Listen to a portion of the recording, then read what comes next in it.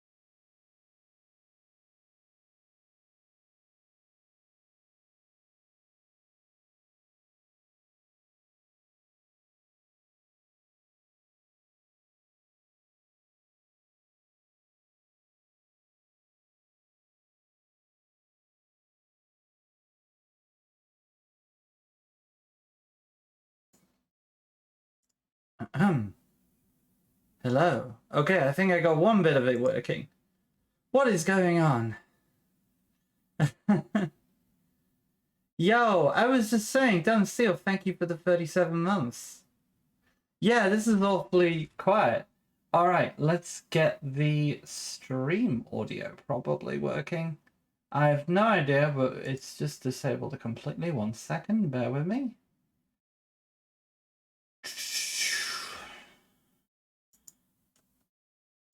How about this? Ah. Oh, it's spooky. You know, I was actually saying, when you couldn't hear me, I was like, how does my mic sound? Because my audio setup has been acting a little odd today. Well, I guess we got an answer. Yeah, it's not saving settings very well. I'm gonna have to look into it. I think I want it to pick up whatever the defaults are, but I keep changing the defaults when I switch between headphones and my PC speakers. And that kind of messes some things up. But hey, we got it working now. There we are.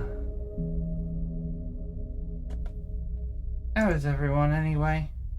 Y'all good? My co-host said they will be they're running a little late. So they said just go on without them and catch it. Oh, so yes, done deal. I was gonna say, are you on standby to make polls? It appears you can.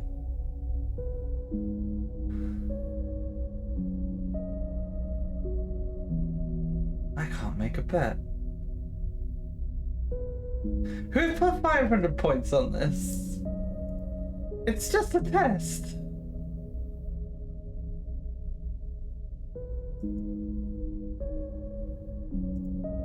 All right.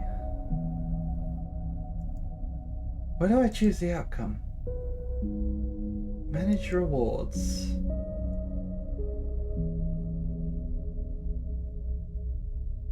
Prediction result is yes. Did I do that? Did you do that?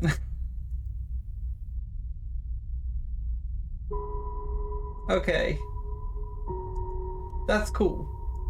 So you can host a prediction and you can also set what the answer is. Presumably that means you can't actually vote on it, because like, oh, the rigging. Oh my god.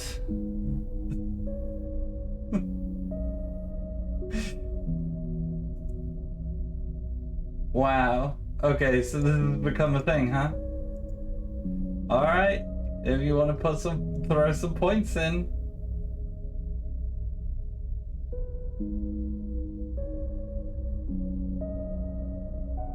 Okay. Alright, and the result is... Well, technically the result is blue. Because then you lose your points. That's how it works, right?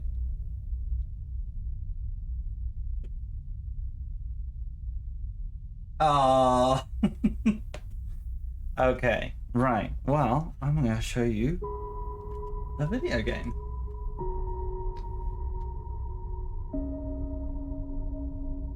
Ah. I see. We are learning. Right. Okay. So, what have we got here? This is Citizen Sleeper. It's a pretty neat game I picked up a little while ago, and I'm quite excited because there's been a new addition to the storyline for this. Because I would say the game was short but sweet. It was like just kind of the right length, really, for what, you know, the pretty humble asking price for this game. But you want me to make more redeems? I'll have a think about it. You know, if you want to give me some feedback on the Discord, about what kind of things you might want to see, that's something.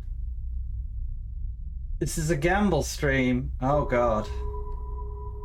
Oh, my mods are taking over. Alright, well, so yeah, Citizen Sleeper. I guess the game's better introducing itself, I think. Oh, my first playthrough was 81 days. Let's start a new one. So we gotta select a character. So this is who we start as.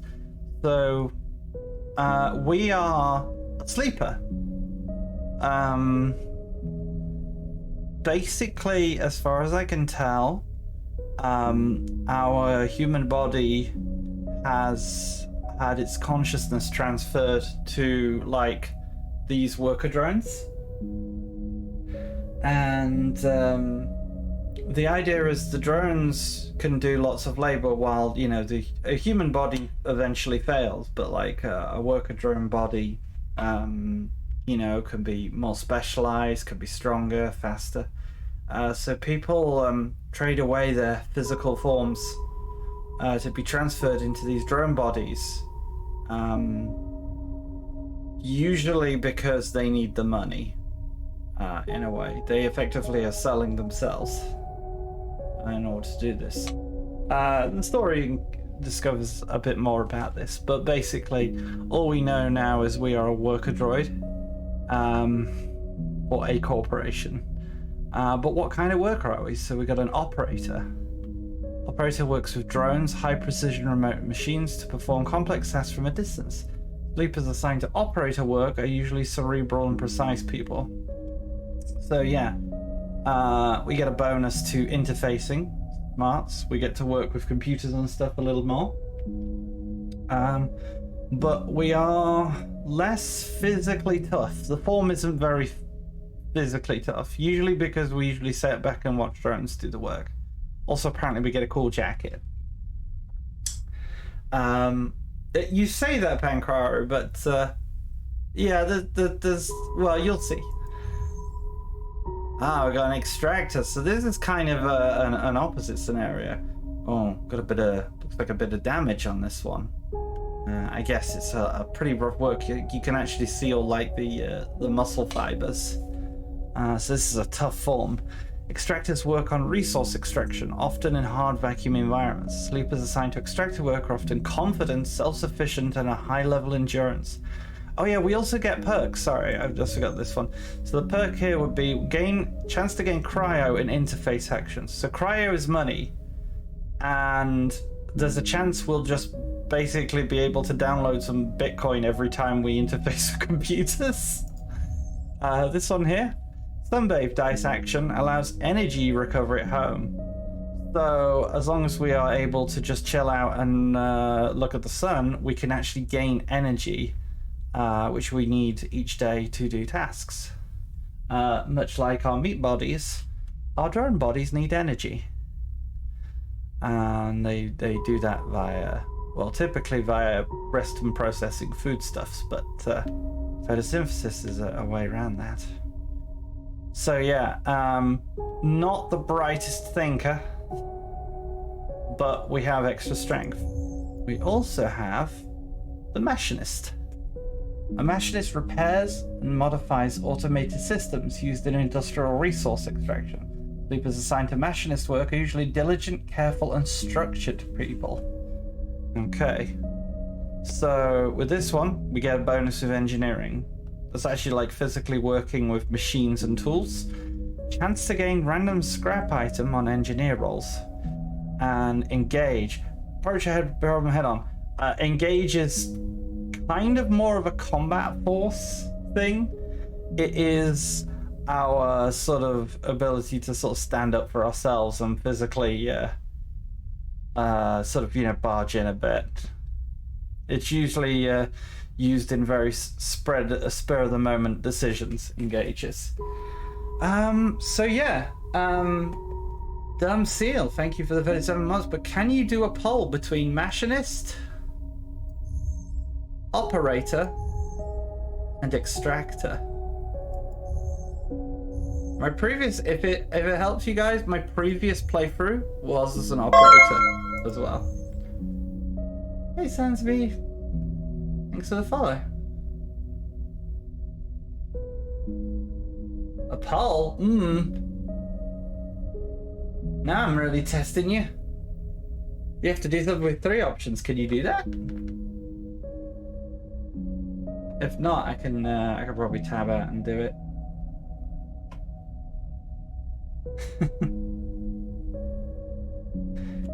Hey.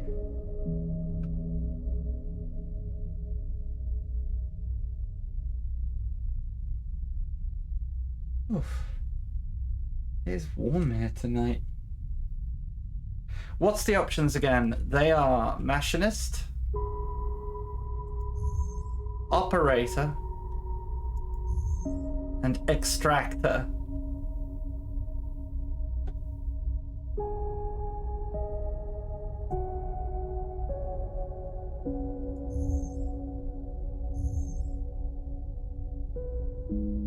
Yeah, there we go. What Pank said.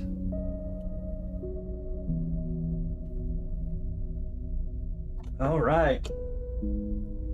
So the poll is up. The pit's running for a while.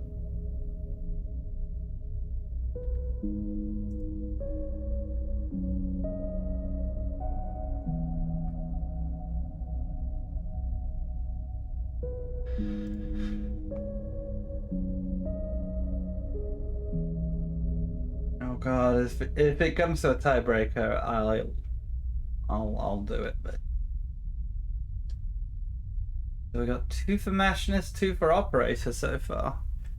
Well, that's fair. That's fair. So these 2.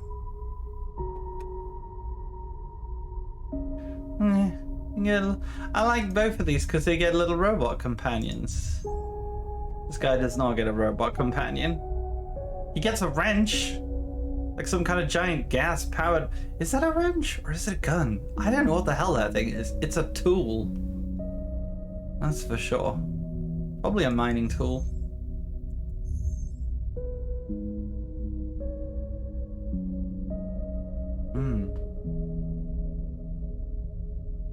A Grench.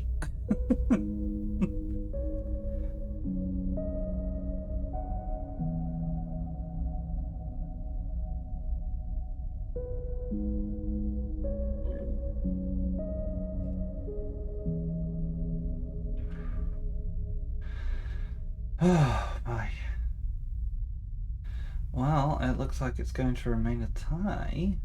So I shall very quickly intercept with the deciding vote. There's my deciding vote. It's Machinist. This is because I played Operator last time, so I want to see how this goes. Alright, so yeah. We are good with machines, but we don't like confrontation. That seems reasonable. Got our little interfacing arm. Cool. Alright, let me just check and see if my co-host is anywhere nearby. Nah, they are not quite here yet. Let's begin.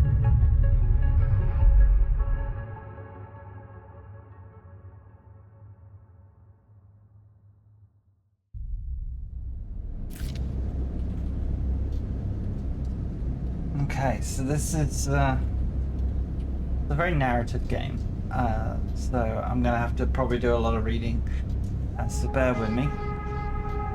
The thing you become aware of upon waking is the disconnect. The delay between thinking and feeling. Between wanting to act and acting. Minor, almost imperceptible, but always present.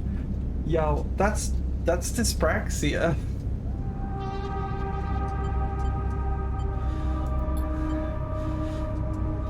It's at its worst when waking, when yourself has spent many dark hours recalling what it like to be real, to be a person, to be in a body that was indisputably yours.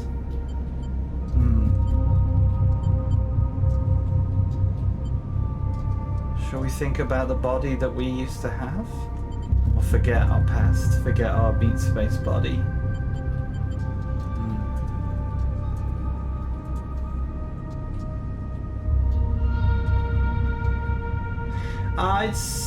It's not too bad, this dragon. It's mostly oh, I'm sorry to hear that. Well, you know, hopefully y'all can just chill out and hang with us. I hope it's a good time for you. I'm gonna try and remember that body, mostly because I want to see where this goes. Leap into the cold lake on a hot day, the sting of blood welling from a fresh wound, the friction of a fingertip. All of a sudden, the memories are closer than you thought, blurring as you approach, until you can't tell one from another. The cold slips in behind and around you. Sensations fade out of reach. Perhaps you should be thankful for the dulled nature of this new body given your current circumstances. The walls of this container feel immediately present, cold, hard, at your back and face, cramping your limbs. It is the cutest fit. Hey! Get in here. Get in voice chat, you. You are in voice chat. Hello. Why was I not in voice chat? Also, why did joining voice chat make my game volume a little louder? That is so weird. Alright. That's a screen share for you. Nice. Let me just screw with your volume. You're very quiet. Oh, sorry. It's okay. Game's also a bit loud. Can you say hello? Hello. Hi, can you hear them chat? Hi. Hi. Hi. I hope you can turn yourself up just a little bit, babe. Hi. I don't know if I can turn myself up. Outrageous. I have you cranked 200% volume on my end. Yeah, my input volume's at max. Wow. Okay, well, 1 second. Once I get through this, I'll go to a menu and I'll balance the game volume against you a bit better. So, we just picked our character. Oh, yeah?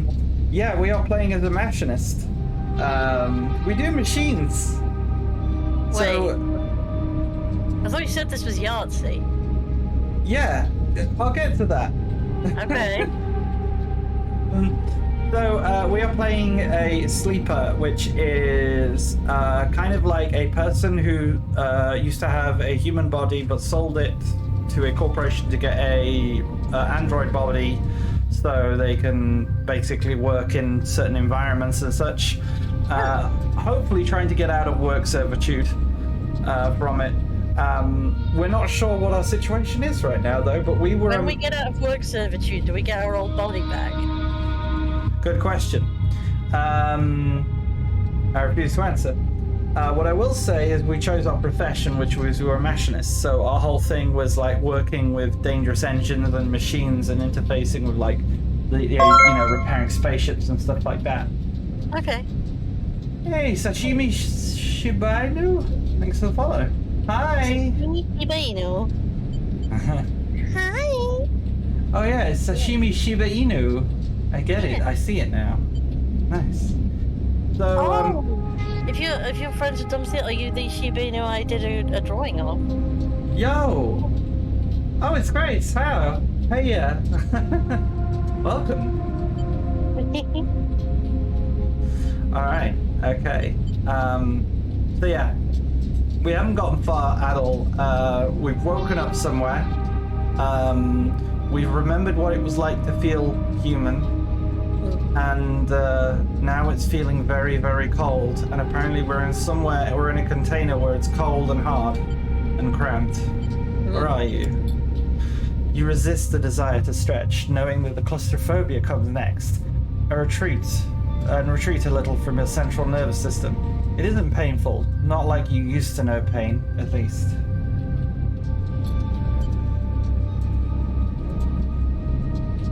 In emergency mode, pain is a message delivered with efficiency and ease. A reminder that harm is imminent. There is no insistent throb, no trembling nerves. Just a warning delivered with a banal quality of a digital notification.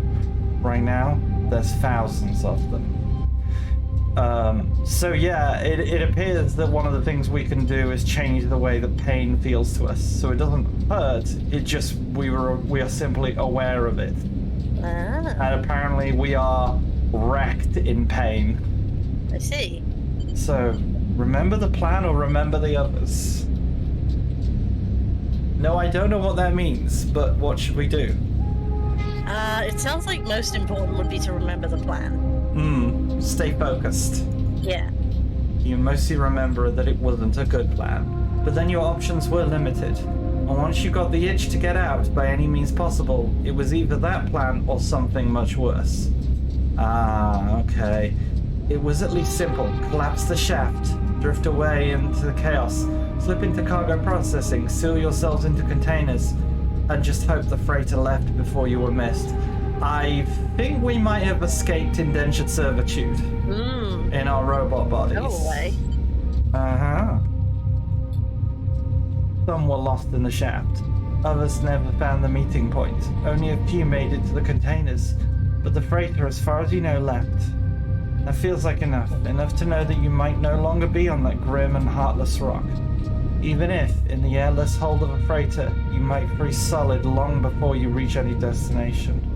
Oh, yeah, we're doing something real bad. We're trying to smuggle ourselves in deep space. Okay. Do we try and get some rest? I mean, we are a sleeper, or do we just wait for the cold to settle in? I feel like try to rest is the better option. Okay. We're gonna need energy. But you are restless. It has been a long time since you left. Surely weeks, maybe months. You are dully aware of damage to your legs, your right arm. You've been reserving energy as much as possible, but your body still needed to shut down many of its systems to protect you. You spend much of that time asleep, knowing that anything else would be impossible to endure.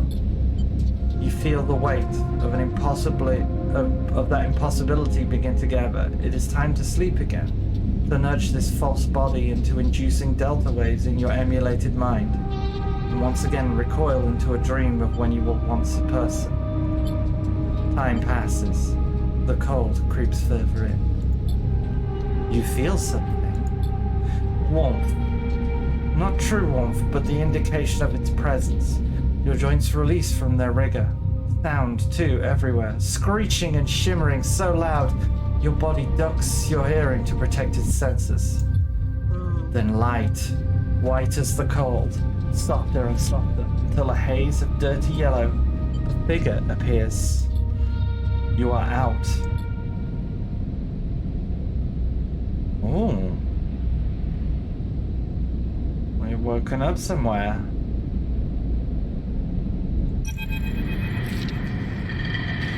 It's been a few hours since Dragos pulled you from the container.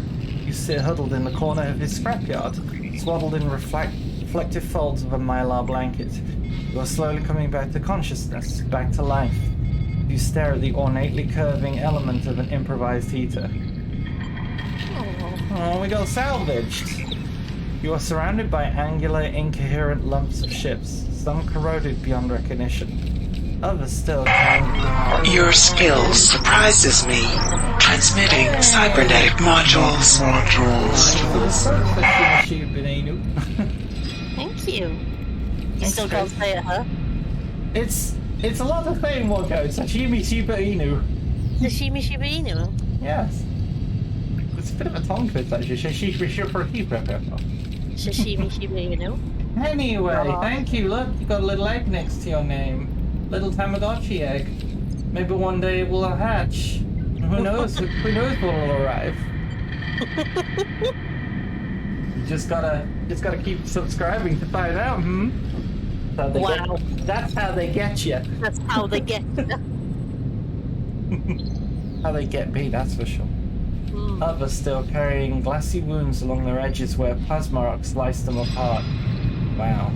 As you trace their shapes with fogged eyes, you hear a voice. So, sleeper, you all forward yet? There are a lot of characters in this game. I'm not going to do voices for all of them.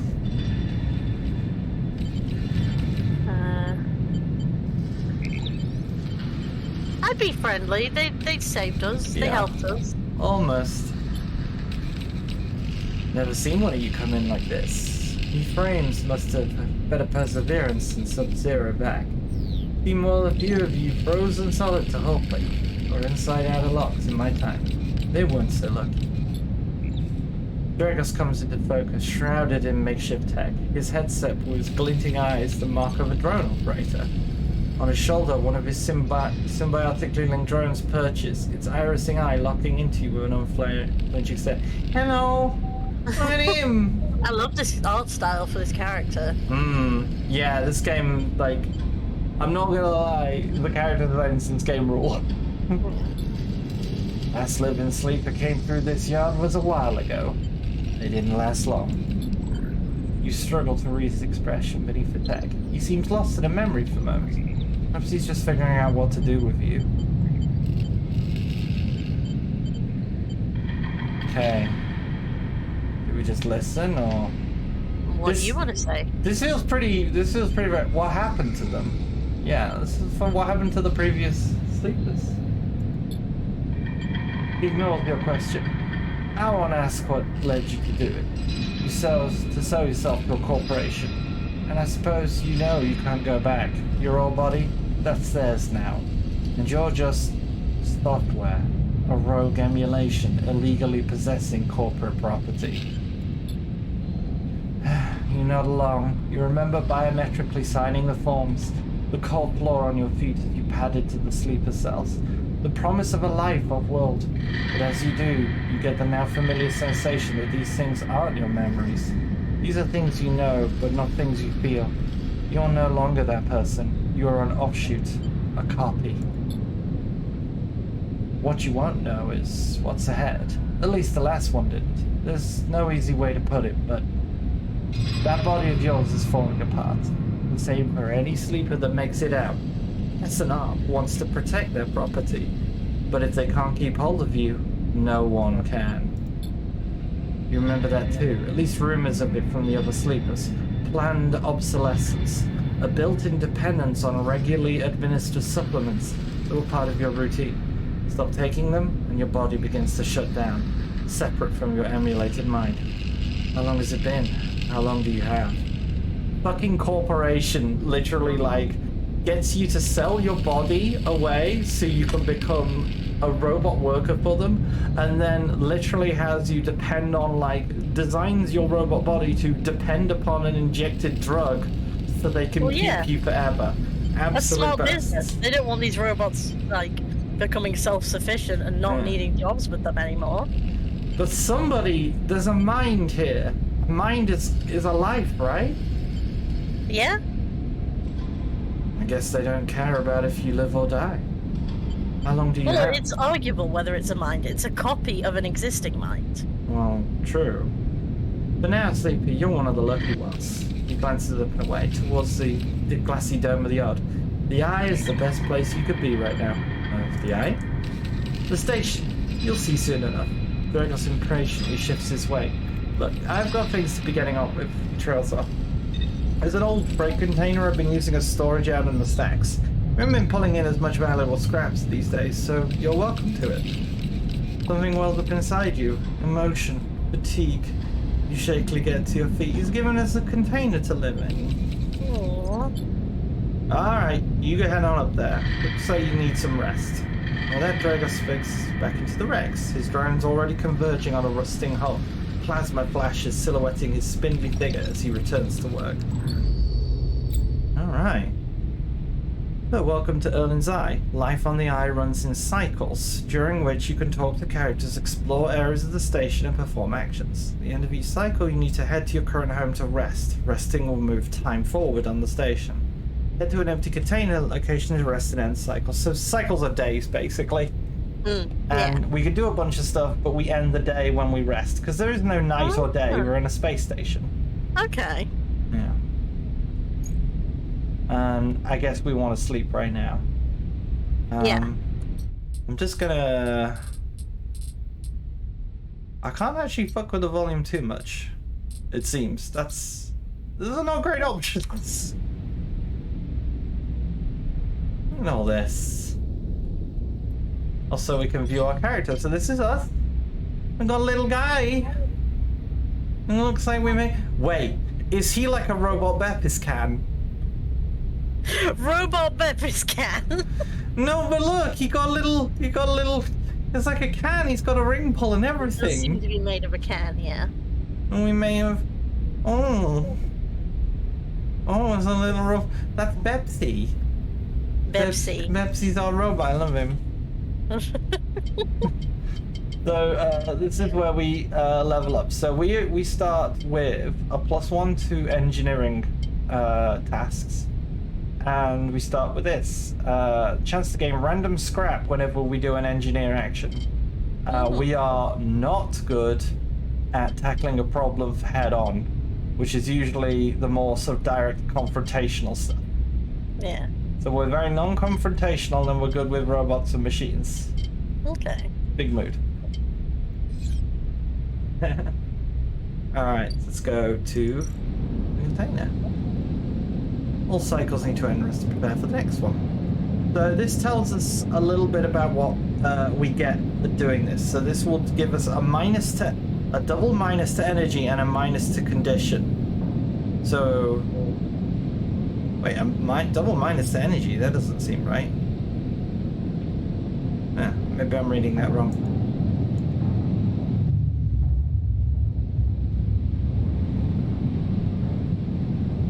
Actually, no, yeah. It's minus the energy because it's like our batteries are going down while we sleep. And our condition is going down because we're deteriorating without corporate maintenance. So yeah, we're in one of these. You wake, curled up in the corner of the container. You begin slowly assembling the world around you. For all this time, you still find this body, the one you wake in now, strange and disjointed. The message is readable, but somehow wrong. You sit up, pulling the mylar blanket close against the cold. Here you are on this ruined station, millions of miles away from anyone you know. Are you still in the system? Did any of the others make it out? It's impossible to know. After all of this, what matters? We survived, but what do we do? Matters? What matters to us now? What would you... Okay, before you click anything, what would you say matters in this situation? All three of these things kind of matters in their own way. Do they? I mean, escape is a strange one because, like... We already escaped. Yeah, I guess it's a very survival instinct. It's saying, we're not safe yet. We've got to keep running. Getting answers suggests we need to get our bearings and investigate and learn more about the world around us and what the hell do we do? And building a life feels like none of that matters. We need to now just be our own independent, free person. I'm torn between the last two myself. I would say building a life, because I'm not sure what answers you can get that will improve your situation. Or, you know, Building a life. I would argue that you have all the answers that you need. I mean, what do you need answers to? Maybe you did get lucky finding yourself here. Maybe here, on the edge of everything, there's a life for you to build. Before you can build anything, you'll need to learn how to survive. Maybe if you can do that, you can make a life for yourself. Dragos has left a few comforts in the container: the mylar blanket, the bedroll you slept on, a canister of water, a makeshift electric stove, and some faded sachets of some desiccated powder. You fund the power stirred of the stove and begin to boil the water. Contents of the sachets smell like damp wood, and you sprinkle them onto the liquid.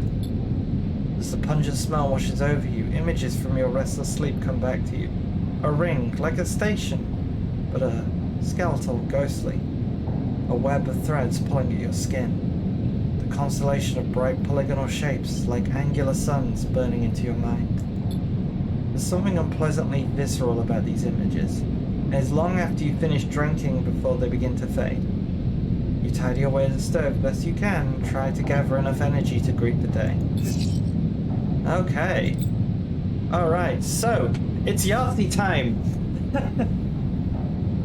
Okay, so, condition, dice, and energy. So, condition. Condition represents, this is the orange bar, the state of our artificial body. Depletes by one segment each cycle, so each of these goes down by one each day. It can also be damaged by violence, injury, or lack of food. If your condition bar empties, you'll suffer breakdown. Yeah, if this gets to breakdown, I think is basically game over. We die. So, just to Our body clarify, is too destroyed.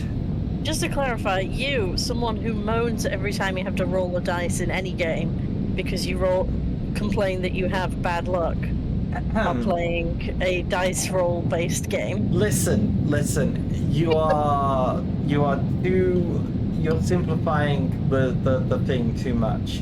I don't like games where everything is decided on the roll of a single dice. The more dice you roll, and the more choices you get to make with those dice, the less that luck plays a factor, because you mitigate things. Wow. You know, like, you know, that's why I prefer Shadowrun to D20 systems, because I don't want I don't want everything to be determined on a 1 to 20 scale. I want there to be a bell curve of probabilities, and that's where lots of D6s come in. You'll have to figure out how to recover your condition now that you are no longer have access to corporate pharmaceuticals. So this is just going to keep going down, and we have no knowledge of how to repair it. So eventually we'll die. Action dice. In the start of each cycle, you roll all of your action dice. These dice can be used to perform actions. The number of dice rolled is based on your condition. The worse condition, the fewer you have. So it basically, once the condition bar gets to the bottom of the rightmost dice, it disappears. So we don't have a fifth dice because we are simply not well enough to do so. Once you've used your dice, you can't take any further actions and must rest to recover them, ending the cycle. So we can do 4 things. Energy, you also need to eat to survive. This is the energy bar. You can refill your energy bar by eating, but first you have to find food. The energy depletes by 2 segments each cycle. If it becomes empty, you will be starving and you will lose even more condition. Your condition will also deplete at double rate per cycle. Yeah, so we got to make sure that we have energy at by the end of the day, at least 2, to rest and recharge, and yeah, spend our dice accordingly. Okay, well, nothing to do here. We have cryptocurrency stored in air-walled sticks of memory known as chips. Yeah, I'm sorry, we're all trading in crypto in the grim future. This is actually Tesla's future. This is Elon Musk's future. Everyone works in space for him and trades in crypto. Dragos is stood in the corridor when you close up the container. He's still wearing his headset, and in the harsh light of the corridor, you realize it's implanted. Drone sits on his shoulder, his cash sensor eyes rapidly irising. How are you feeling?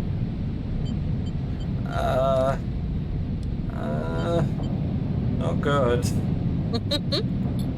The drone chirps. Dragos nods. You notice that beneath the operator's rig, his skin is marked by burns and blotches. I know the container isn't much, but it'll keep yourself.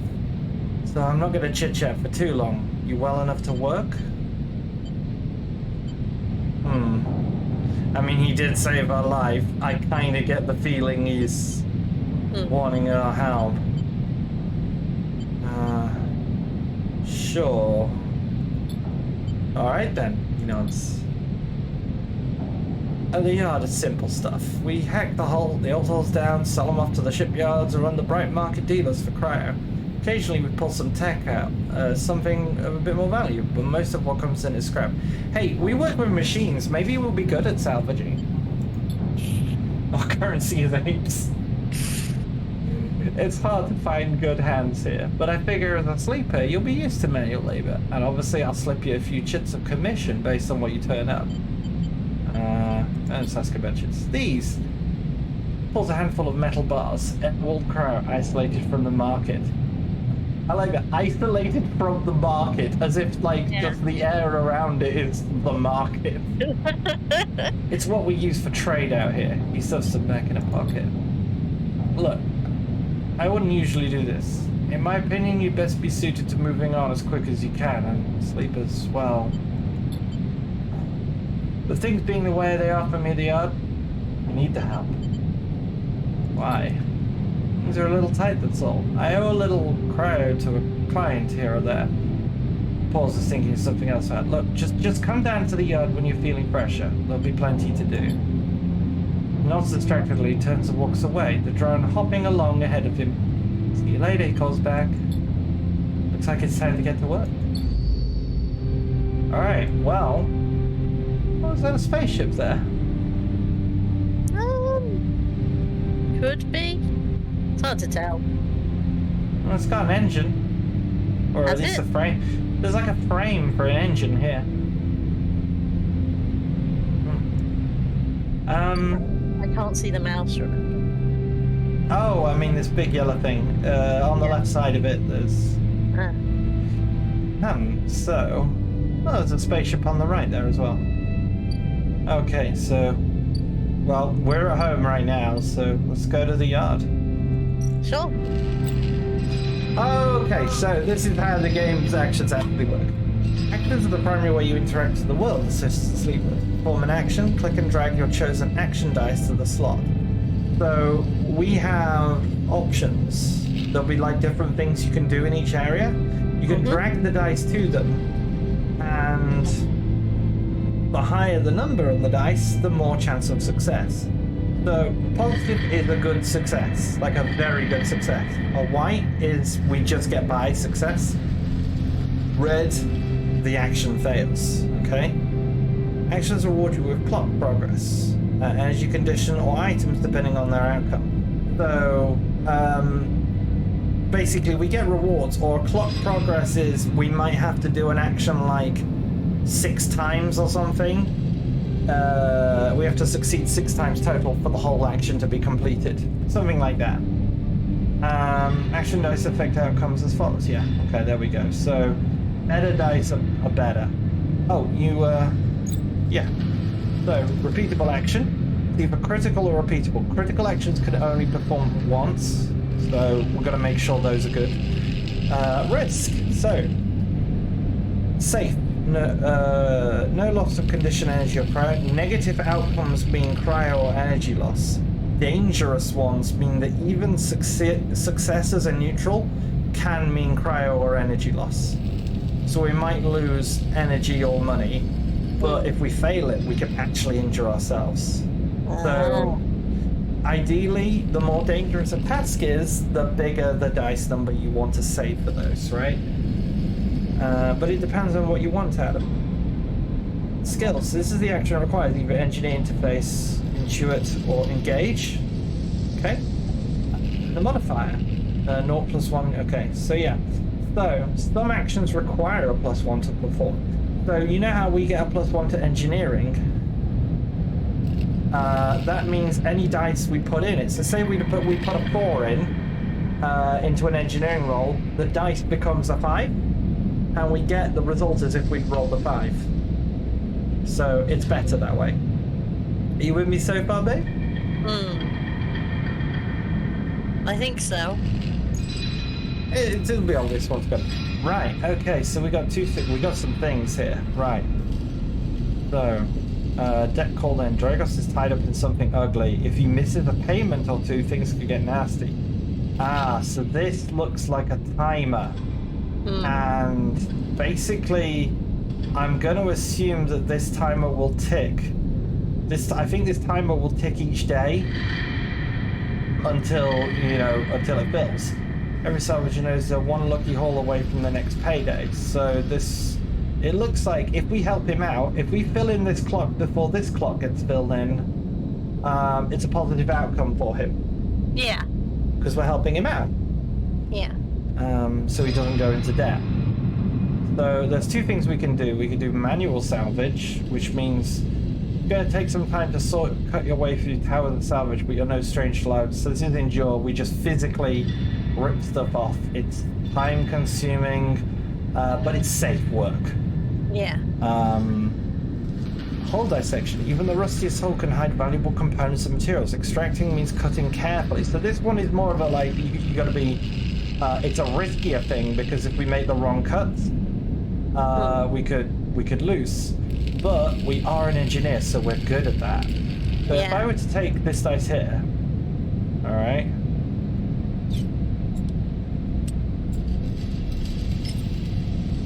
So this shows what it gets. So because it's a 5, it shows there's a 50% chance we get an extra good result, and there's a 50% chance we get a neutral. Neutral, by the way, is succeeding. So we either succeed or we succeed very well. But if we take it here, it's 100% positive because it's +1. See. So I think we should do that. Yeah. Whoop. All right. Actions often progress clocks. Clocks are displayed. Yeah. They sure do. Displayed in clocks film. Some clocks, such as the one tracking debt, are cycle clocks. There's a cycle clock. These clocks tick themselves once per cycle, so per day. Complete without player input. So yeah, this is a timed thing. Okay. Yeah. Yeah. Some of them will be like, if you make mistakes, it will add to them and stuff. Okay, so we did it, and we got +2 because we got a big reward there. Yeah. And we got some money. We got 15 money. So these dice are not so great. Ooh. So you see how this one's a bit riskier. Still pretty good odds, though. Mm-hmm. I think these have got the same odds. Yeah. Yeah. Alright, in that case, let's use the lowest one. Because it's the same odds. You want it? Let's give it a go. Come on. Oh. Citizens AP will unlock drives as you discover more about yourself and the world. Drives guide you to specific objectives. Track objectives here. Okay, so we got goals. You're now free to explore Erlen's Eye and make a life for yourself here. Try tracking a drive to help you survive. So we need to... Basically, what it's saying is, we have goals. We have motivations and goals. They'll help us survive. Look for food, keep your energy up, and find a way to recover your condition. Fill clocks to progress stories, find new opportunities. Remember to end the cycle. Good luck. Hey! So, yeah, that was the neutral outcome. Yeah. So we only got 1 point towards it. That's not too bad, though. So what would this one get me? So it's the same... It's the same either way. But... Yeah, it's the same either way, but this one's safe. So safe means, generally speaking, if we mess up, it's not gonna hurt us. But if we do engineer rolls, we have a chance of finding scrap. Yeah. So should we play it safe, or do we play a little riskier for scrap? Also, I don't know. Yeah, go on. I'd say play a little riskier. Also, what's this find a doctor in the top left? Well, we got 2 drives currently. One is to repay Dragos, help pay off his debt, which we are doing. And the other, survive. You need to access corporate pharmaceuticals, otherwise the escape attempt will come to a rapid end. Find a doctor. Maybe there's a doctor on the ship. Maybe we can, like, explore. Yeah. Well, I'll track that one for now, even though we're helping him with this. Let's give it a go. Hey! Risk it for the biscuits. Ah! Ooh! Ah! After hours of careful slicing, you uncover little more than a layer after layer of worthless scrap. This is going nowhere. Okay, well, we got some money for that, but as you saw, a bit risky. Okay, well, we're low on energy, so we're gonna need to find some food. Because if we sleep, we're gonna be in trouble. Has that used all your dice for the day? Yep. See, that's why I was thinking you should save some. The dice refresh at the beginning of each day. Oh, Yeah, you but mean look at all save these some to go? things.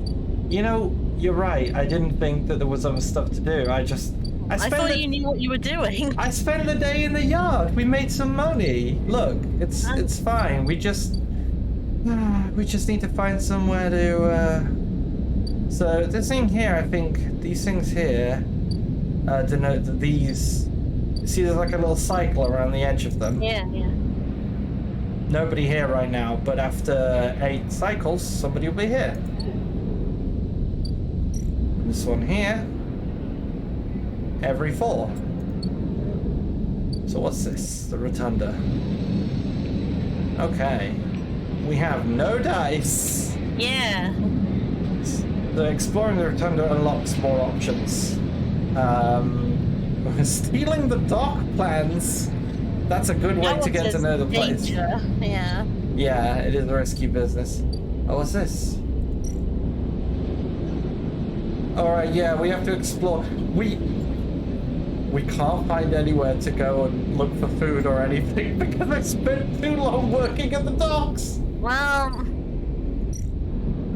No. I expected you to have a brain. I shouldn't have. What's this? A shipyard? No. Okay. Pretty much everywhere required me to not do that. Yeah. Alright, let's hope we don't starve to death.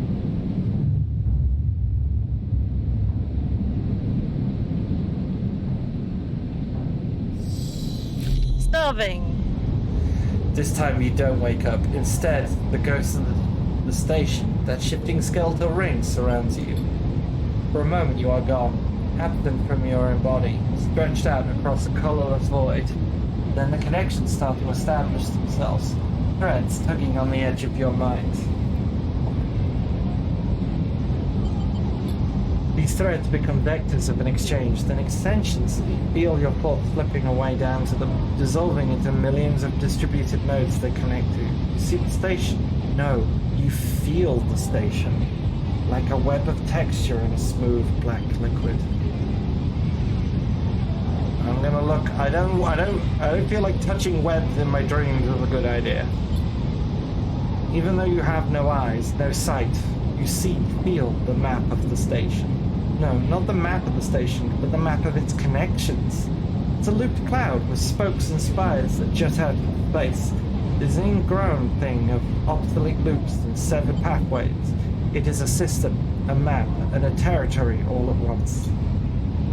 You notice a tugging feeling pulling at you insistently, as if you were a small child. Somehow it's pulling you in two directions at once. You look down. All of a sudden everything shuts up. You come back trembling into this unfamiliar body of yours, and not yours all at once. You find yourself standing in a container now, eyes wide.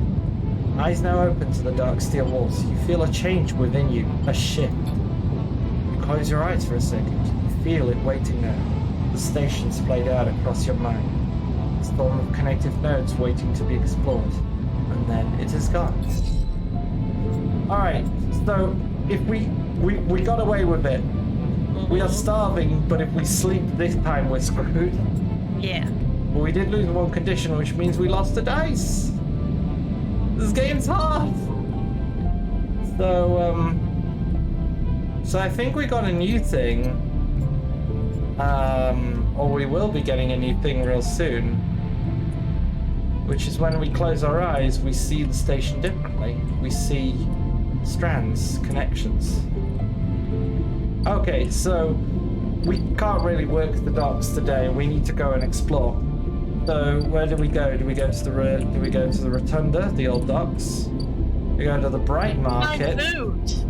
The Bright Market sounds like somewhere you find food, right? Yeah. Okay. Asking for directions. Oh no, socially confronting Danger. people. Or do we just explore? I feel like we should explore. Yeah. That's a -1. We're terrible at it. Okay. Come on. Okay, we got some local knowledge. Wasting all your good dice. I don't want to fail.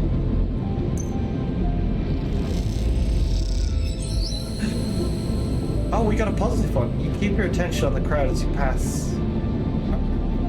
So. Oh! New drive discovered. Build a ship mine. You've heard talk of a fabricator owned by the Orth Exchange. With that and a few fragments, you could build a ship mined core. Okay, I guess that's a thing. We need food. Hold on a second. It's gotta be that one with the... Yeah. Street food vendor! Oh, look at this guy. I swear I follow this artist, because this art style is so familiar. It's cool, isn't it? It's very cool. Memphis is busy, his broad face uplit by the makeshift gas burner in front of him. With precise, delicate movements, he lays thick chunks of marinated fungus into a dented wok, his other hand idly tossing a metal bowl of sliced vegetables and some red-flecked dressing. The smell is incredible. You watch as he fulfills a set of orders, heaping the fungus from a bright salad, depositing it into plastic trays. Stack of chits rattle in his apron pocket as customers file past the burner, handing over payment. I'm observing. By the queue, Memphis doesn't rush. He dresses each portion individually, squeezing precise slugs of liquid from an assortment of bottles into the bowl of torn leaves and bright slices, or tossing them loosely together. So he's just got a bunch of... I like the idea that he's almost like a one-man band, but for cooking. Like he just like puts his stove down wherever on the ground and just gets his wok out, and then just like he just carries his kitchen with him. Occasionally a waiting customer might mutter something about efficiency, but Memphis remains steady in his progress. After a while, the queue fades back into the crowd, and Memphis sets down his metal bowl and looks up across the burner to see you watching him. I can feel your eyes burning a hole in my bowl. Free sample? Yes, please? Yes. He We ain't too proud. He gests neatly. Come over. The smell is almost unbearably strong as he cooks. The earthiness of the fungus laced with something so spicy the smoke makes your eyes water. The heat from the burner is like a bonfire, and your skin hardens in its glare. I know you sleepers, he says as he cooks, his voice deep but clear. Hard life, a lot of stories. Glances up from beneath his cap with piercing eyes. I know. Oh, this man seems like husband material. Let's tell him a story. We begin to tell him about your journey to the eye, and he nods as he cooks, his eyes never leaving his work. We tell him of the confusion, the pain, but also the sense of possibility and its sudden arrival. We tell him of the cold and dark of the container, and the endless cycle spent within it. Now it seems you tell him, like some dream that you once had but you could never forget. You tell him the eye excites you and scares you. You are unsure where to walk, where to look, what to do. Eventually, you tail off, running out of words. He places a plastic tray of steaming fungus in your hand. Next time, we can talk some more. But next time, you pay. Slams the heavy hand against the button on the burner's side to shut it off. The roar of the flame and its impressive heat fades.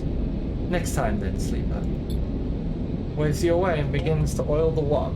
Before you turn back to the alley, you notice the geometric patterns of circular scars across his forearms, each surrounded with a constellation of glinting pin marks.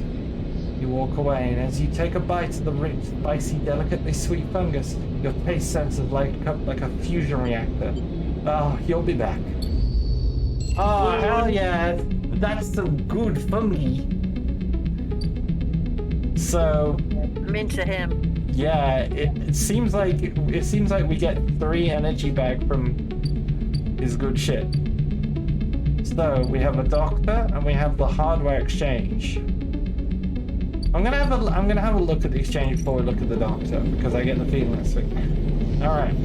So I can say if I get any scrap, we can sell it here, or we can play the exchange. The flow of chits and components in the exchange is complex, but the sharp eyes, tight trades can get you a good margin. Oh no! Intuition. Yeah, it's the stonks market. Yeah. Let's go, Sabi. He'll get you access to something, though. It looks like. Did you see that? Yeah, I'll take another look at it.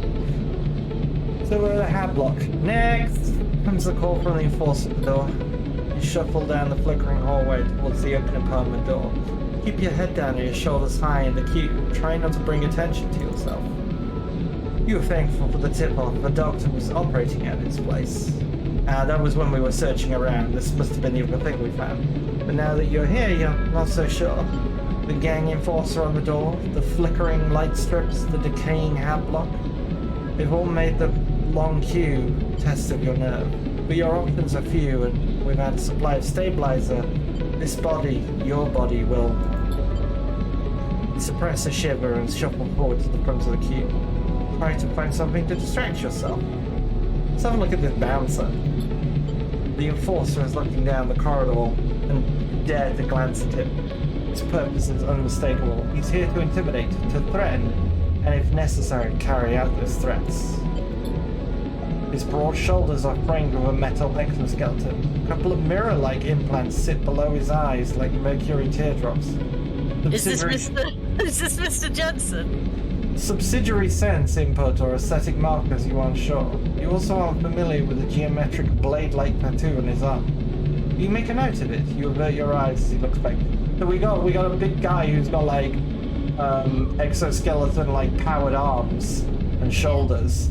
But he also has like little like tiny mirrors underneath his eyes. After a few moments, the figure pushes through the doorway. You catch a distant voice. Then the next one in, Toshiro. The enforcer jerks his head as you slip inside, passing through the dark entryway and pushing through the plastic sheeting on the far door. The room beyond is bathed in warm light. Floor-to-ceiling transparent panel gives a full view of bright market sealed roof and the buzzing traffic above. And for a moment, you're transfixed by the motion. Come, sit. Calls a sharp voice. You see a silhouetted figure turned away, replacing the plastic sheeting over the frame of a simple folding bed. You make your way across the room. Hey, it's Sabine. A doctor. The figure turns, and as they do, you see an expression of confusion flash in their features. They open their mouth as if to speak. They blink and quickly regain their composure. Please sit. They gesture to the bed, then turn to open a case of tools on the table. You sit. The beam turns, a compact diagnostic scanner of some kind in their hand. They hold it to your eye. Remain still, please. Their tone is clipped and businesslike. You stare ahead, still dazed from the expression when you first entered. Fear, recognition, sadness unmistakably etched on their face. Oh, that doesn't sound good. So, imagine you're being examined by a doctor, and what you interpret in their expression is fear, recognition, and sadness. Yeah. Good lord. How long have you been on the station? They ask, scanner to you, sir. A few cycles. They nod. It's good you came to me. They set the diagnostic scanner on the table. I'm going to start by assuming you don't know anything. They take your arm and roll up your sleeve, inspecting your synthetic skin. Your body is dying. They say without any ceremony, without drama, but not without empathy. SNR doesn't like to see its proprietary technology let loose. To prevent bodies like yours, brains as they call them, from being stolen, repurposed, or in your case, escaping. They built in a process called planned obsolescence. Frames decay rapidly when not regularly injected with stabilizer, one which SNR remains the sole producer of. They look up. Sound familiar? How do you know this? They shift in their seat. You aren't the first sleeper I've encountered. You wait for more, but they go back to their inspection. Oh, I'm not going to get any answers. They swap to your other arm, running some thin metal device over your skin. You feel your forearm tremble. I'm sorry, Savit says, as if you're unsure they mean for the cold touch of metal or, well, for everything else. Emulations like you, sleepers as most people know you, aren't classified as people in any of the surrogate systems. You have no rights, no status. They focus hard on the inspection of your arm, and SNR has no reason to release stabilizer into the market. Looks up as if to apologize again, but they subsidize. I know this is of little use to you. They turn away, disassembling the metal instrument, cleaning it. Silence fills the room as Sabine works. She's basically explaining, yeah, they don't sell the drug even. The silence gives away to tension. You stare at their back, willing them to say something, anything. They turn to face you. I may be able to help, they sigh. You see the darkness in their eyes, hear the fatigue in their voice. They gesture to the door. You saw Cheshire outside. No. He works for my benefactor, yet again. They are influential in the low end.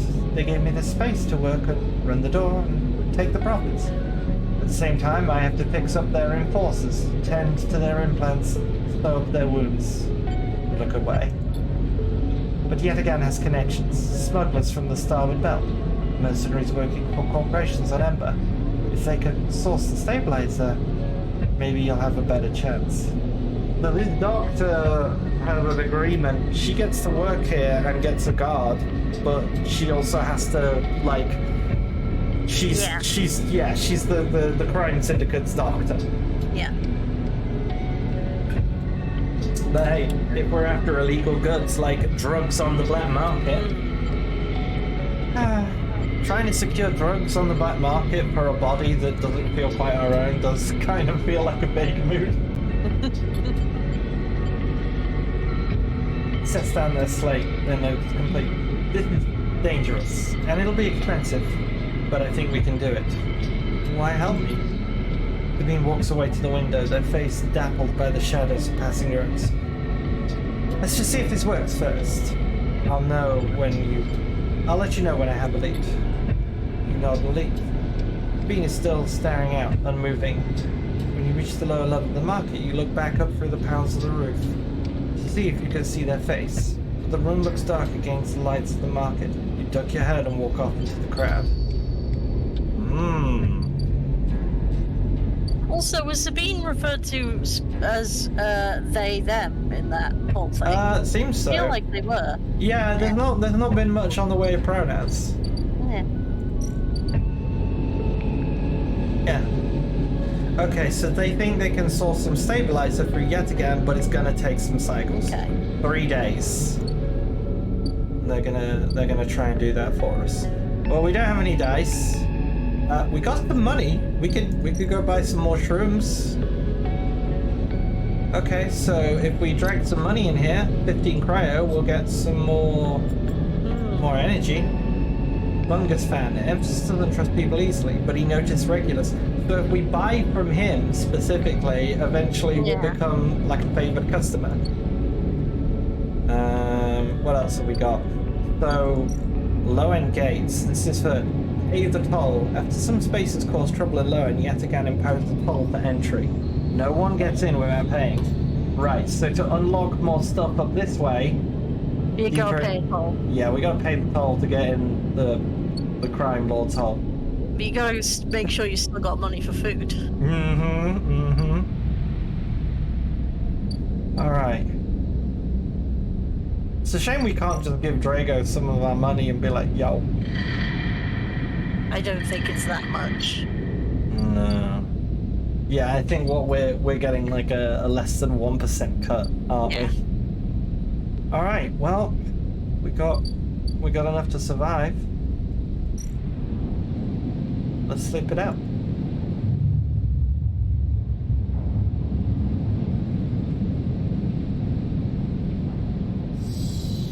Oof. It's always scary, isn't it? But like, this happens to human beings. If we had meters, these things go down. I feel like mine doesn't go down that much overnight. Yeah. I don't know, sometimes when I sleep and I wake up, I feel like I've lost 2 bars of energy. Again, the skeletal ring of the station fills your mind. It sparkles with glittering lights, like stars reflected in a winter lake. It's clearer, crisper than before. The threads still pull, but you remain in place, flickering in the flow. Between the threads, you see bright shapes, caches of shimmering light beneath transparent crystal forms. You follow the path of thread across the ring. These forms then leap off into the void. The prose in this is it's beautiful stuff. It's poetic, but it's very difficult to visualize a lot of I think what they're saying. Thankfully, that's what visuals are for in this game. You begin to understand. These are nodes and connections, a map of information and communication. There are so many layers, so many loops, it seems almost impossible to pass. Begin to track. This Kitty Cat Head says, it's very good narratively, it's terrifying that you have the objective to survive. Yeah, it's kind of, yeah, it's a thing. Like, survival remains a constant thing throughout this. When I initially played the game, I got to a point where it wasn't so difficult, but they kind of patched it to make it so survival doesn't get easy in the end game.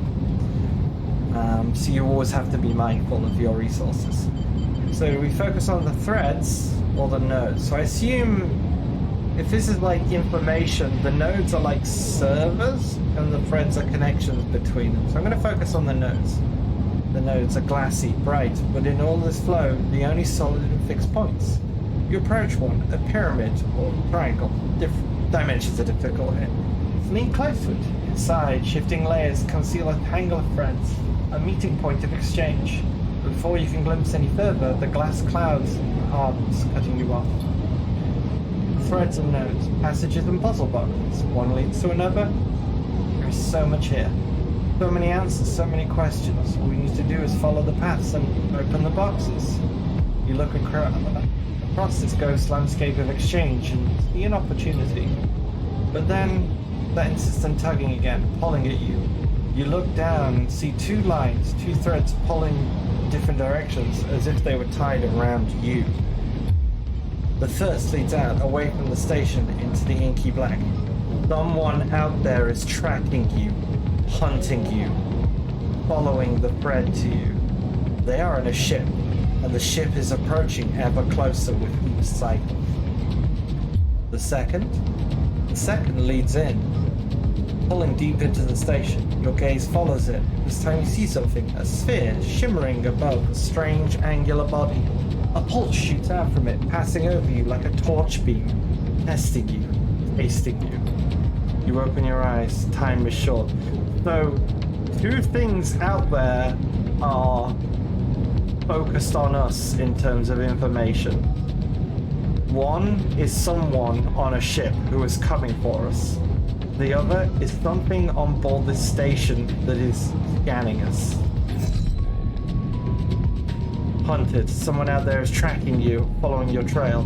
It won't be long before they arrive. 8 days! Oh.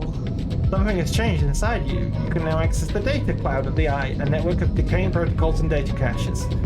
You can use dice and items to access systems and extract data. Be careful, these networks are old and strange. Click the Eye button on the top of the screen to toggle this view.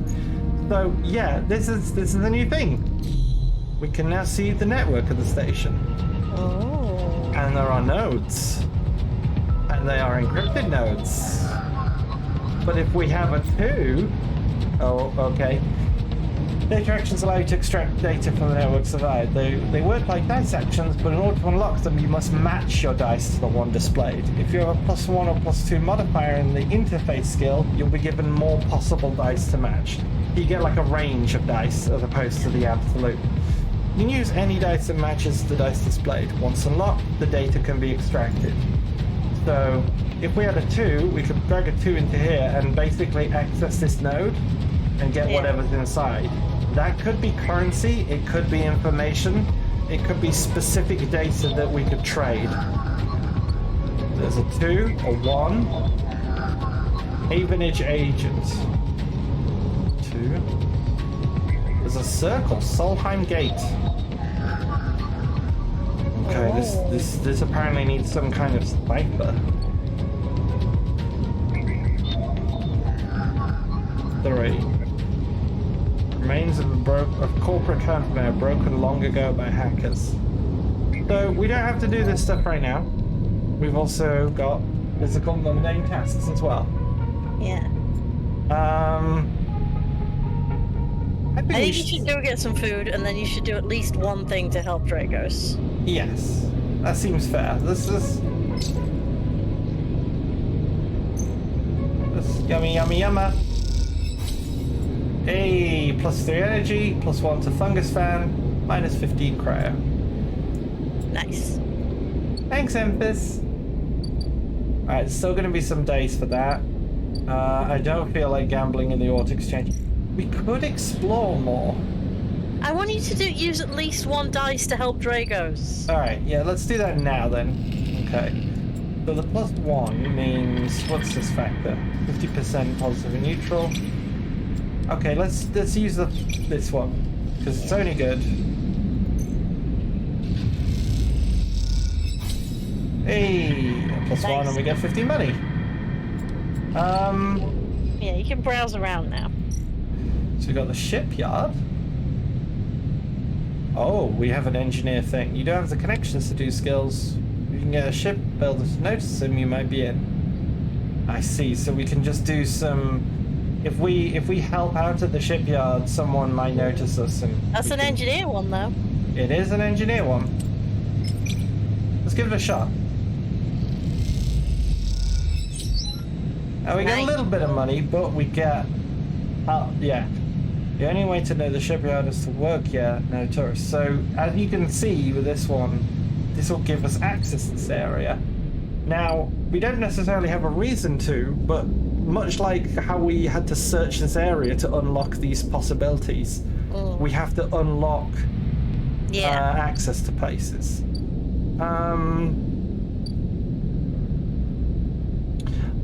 I'm just to kind of demonstrate it. I'm pretty sure one of these was a 3. Yeah, it was. Further up. It's key node. No? Further up. I think it was just past the circle. This one. Yeah. Node is opted by the remains of corporate countermeasure broken long ago. Alright. Sure. Okay, let's extract the data. What do we get? We got an encrypted key. Stream of passcodes able to unlock the station's aging maglocks. Ah, so that might allow us to open a door in the flesh world somewhere. So, like, say there was something here that we had to open via, like, a door. Yeah. That might be that. Okay, well, that's our day. Let's go home. So, yeah, it keeps track of being hunted here.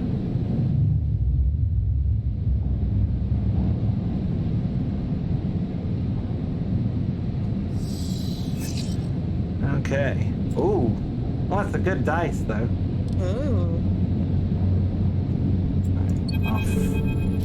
Oh. As you close up, a voice echoes down the corridor towards you. Sleeper, wait up! Don't walk away. Yeah. Bang is coming down the corridor to you, a wonky grin on his bored face. Hey, glad I caught you. Do I know you? You do now? Puts a hand on your arm. I've seen you hanging around. Just want to chat. You staying in that thing? He nods to the container, shaking his head. Ah, rough. It'd be hard to get a start on the eye. Look at this guy. He looks away down the passage. What was it old Erlen said? The eye opens for us all. Nice idea, but, well, not very practical. Can't suspect you. We do our best, but it isn't easy. We? You pass together in the main hallway. Havenage. We're all one dysfunctional family. Thing puts his arm around you. I'm not part of the security branch, show. Don't worry, I'm with systems. Havenage? Think of it as an administrative association for the eye. Depending on who you talk to, we either emerge as a response to or a continuation of Andre Erlen's original union. Personally, I avoid the topic. Stops you in a quiet passage. Look, it's not why I'm here to discuss. I've been seeing some unusual network activity and, well, I know a little about you sleepers. I have a small proposition for you. He glances around, but this is not the place for it. I have an office just across the way. Give me a cycle or two to prepare, then, when you're settled, stop by. He lowers his voice and gives you a dark look. In truth, I need you. What they say is true about you sleepers. Well, there's work to be done. He pats you on the back, his voice bright, his dark look suddenly gone. Take lead, sleeper. He walks off down the passage, raising a hand in farewell. What a weird fella. That'll be because we've been poking around in the systems. Yeah, he's a systems engineer. He's a network admin. A Havenage sounds like the people that ran or run the station, kinda.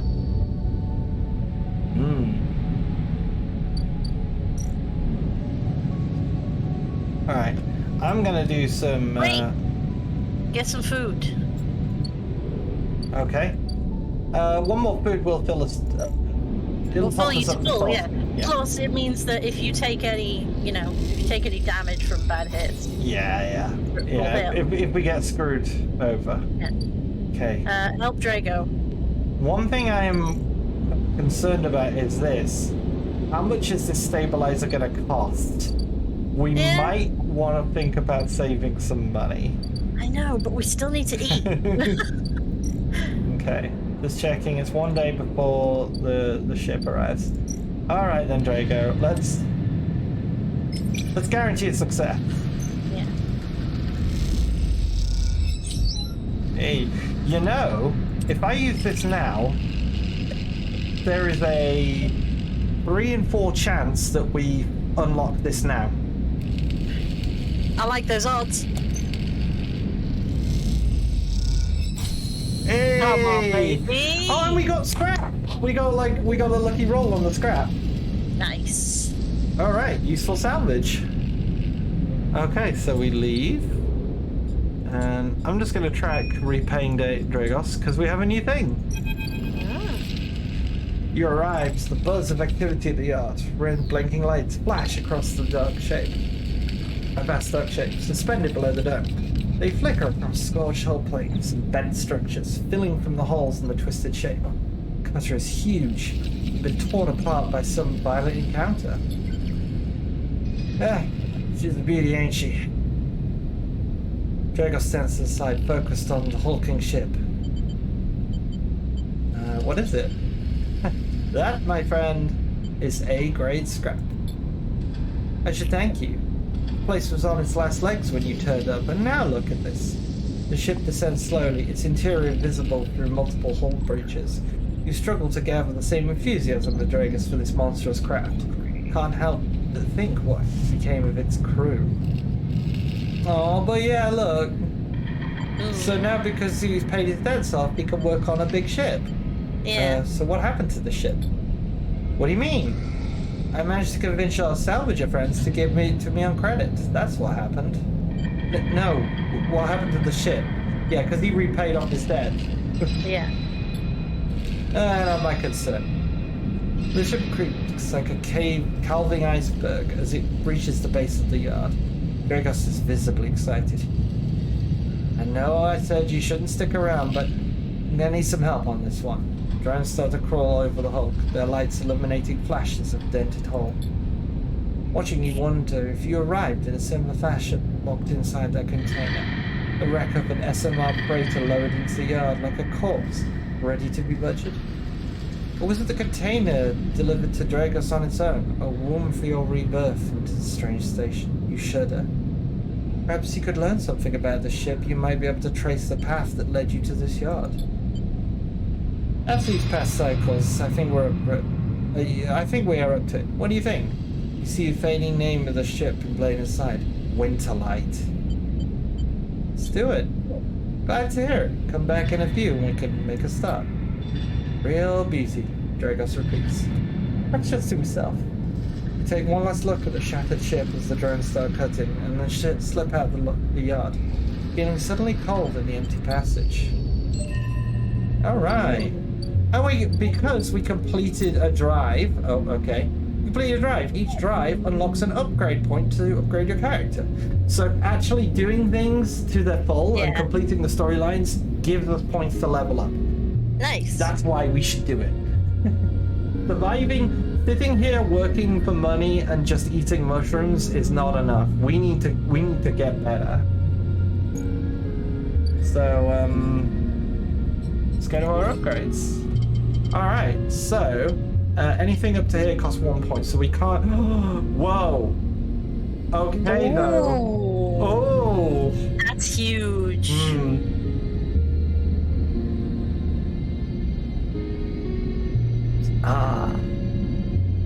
That's huge. But do we want it? See, I'm gonna weigh up some things here. Okay, so we have to progress along. We can either get rid of our negative, or we can get any of these abilities, or we can save up the self-repair. Now, one of the things, this one here, predictive reasoning, dice actions display potential positive and negative outcomes. So they show us what we'll win or lose. No, they only show us the percentage chance of winning and losing. Okay. But they don't show us what we'll get. This one, though, a chance to gain cryo on interface actions is interesting. It would be pretty huge when you're doing the stuff in the eye vision, because that's all interface. Is it? Yeah, I'm pretty sure it's all interface. So that would all be getting you money, potentially. Yeah. Oh, no, it's this thing. Agent nodes give double data rewards. Oh, maybe not. No, you're right. That might mean that we get like 2 keys instead of 1. Yeah. It might be good. I think maybe we should focus on. Yeah, I like the idea of that. I'm gonna go with that. Yeah. But I would like to get that at some point. Yeah, self-repair is huge. If we can repair ourselves, even if it's a patch-up job, it means we have to use less supplements. Well, we've still got a dice left. What's going on today? Well, it's a 6, so we can succeed at whatever we want, even if it's super risky. This means if we wanted, we could just win the exchange. Does it work like that? Yep. A 6 is a win, no matter what. Do it. All right, let's gamble. Way, Yeah, 19 baby. hands. We got for a trusted trade. You snap up scrap by weight and parcel it off to traders with a nice markup. You start to get a sense of the traders to trust. Oh, also, if we want, we could sell our scrap, but bear in mind that it's the option to use it to repair ourselves. So Yeah.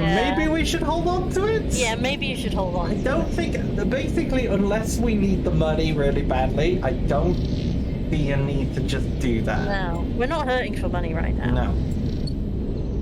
Especially not with that. No. Well, that's all of our dice again for today. Time flashes by quickly. So yeah, the good news is well, actually, Dragos' nerve seems increasingly nervous about your presence in the yard. Not sure he's gonna hold his nerve much longer. So basically he's gonna start getting worried about us being about for too long. Seems like he knows something, and Well, he's... there's also these ones, the Winterlight one, look. Yeah. Investigating Winterlight means picking for systems and structures of care. It won't pay, but you might find answers. That could lead to something. Shipbreaking is tougher than slicing up loose outer. Okay, so this is just a fixed thing. Yeah. And yard clearance... I don't know what yard clearance is, but I guess that just means we can just sit here and keep breaking our That's ships how all many day. times you can break stuff from the ship, I guess. Yeah. Get Something like that. Well, still hunted. Yeah, sunbathing for energy seems pretty neat. Oh, I don't like it. Oh hey. Oh, so Thing is up, and Sabine is up. Oh, and the caravan's here. A scrap freighter. Okay. Okay, we can buy some scrap. Yeah. So they're gonna stay here for 3 turns. We could just buy scrap from them. 20 cryo. No, save your money, yeah. Okay. It's good to know, though, that we can just buy more scrap. They're not here yet. Alright, who shall we talk to first? I mean, the doctor, I feel like. That one's important. We are dying. First thing you see on entering is the glint of Toshira's implants, like cat's eyes in the dark of the corridor. He nods you in as you arrive at Sabine's door. The entryway is still dark as you push through the sheeting into the surgery. I have it. Sabine stands with a case open in front of them, a set of vials lined up inside, separated by foam inserts. They pick one up, rotating it in the warm light. I have no idea how yet again. They trail off. We should treat this with caution. It looks authentic, but I have no idea if it really is what it appears to be. I don't care. I appreciate your enthusiasm, but we need to be careful. Unfortunately, I'm not sure we have another choice. Suggested for you to sit on the bed. Yeah, be careful, I'm just going to stick this in you either way. The stabilizer works under a similar principle to an immunosuppressant in a transplant operation. It stops your body from rejecting the unfamiliar part of itself. Oh, it is like fucking thing. God damn it. In the case of your frame, the unfamiliar part is each of your biosynthetic organ groups, which over time are identified by your body as foreign material and therefore must be eliminated. Wait, So- we've got organs in us? Biosynthetic. It's background. Okay. Yeah, we're kind of like we're robot parts, but also we have some organs. Okay. Artificial organs, though. I mean, they could be. They might not be background. They might be like, I don't know how they're made. The bean holder vial would be stabilizer. However, unlike an immunosuppressant, the stabilizer doesn't do this by limiting your entire immune system. Instead, it re-encodes your biosynthetic organs with new protein chains, which act as passcodes within your immune system. The stabilizer refreshes those passcodes, keeping your frame from rejecting all of its own organs. Holy shit, our immune system that stops us from dying has DRM, Yeah. and the injection is just refreshing our monthly subscription to not dying. Yeah. Which means the stabilizer should be able to encode any organic or biosynthetic matter to be accepted by your immune system. I glance away. At least if the stabilizer is genuine. The only way I know for sure is to inject. What if it, babe? What if this black market thing is actually a crack?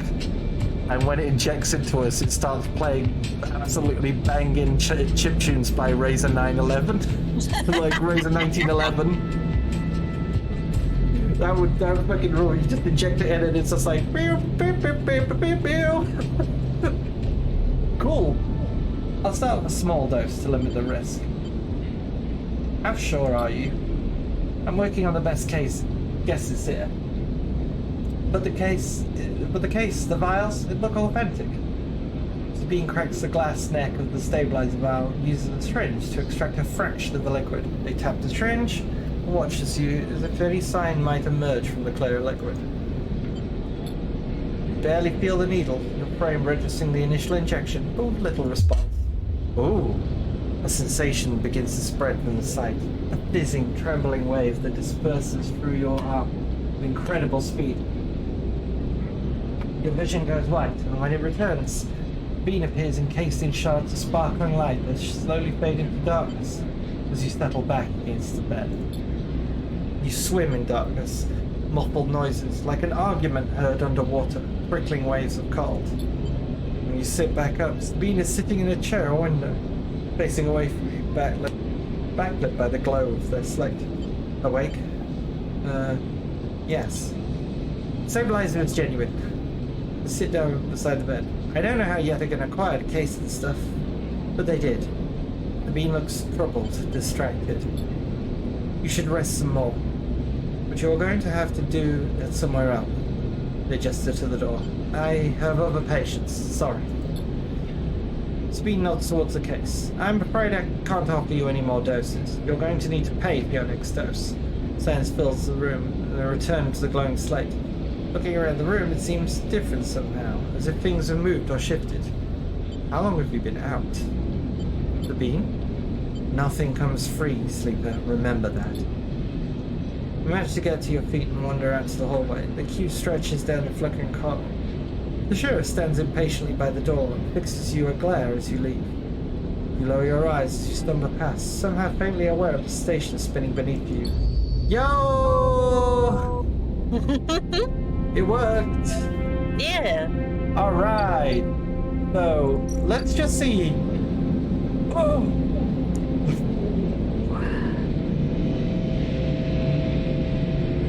Okay.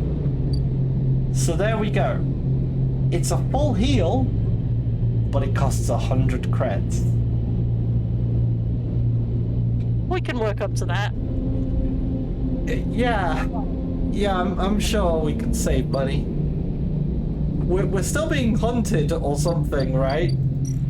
Like, I don't think we have time. Let's see what Feng wants. Sleeper. Feng catches your attention as you approach the Havenage building, leaning against the bay door on the side of the entrance.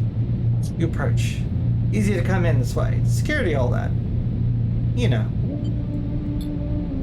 He slams the button and the bay creaks open, blinking lights in the dark behind it. You follow Thing inside. You'd be told I don't spend much time upstairs. This is where I work.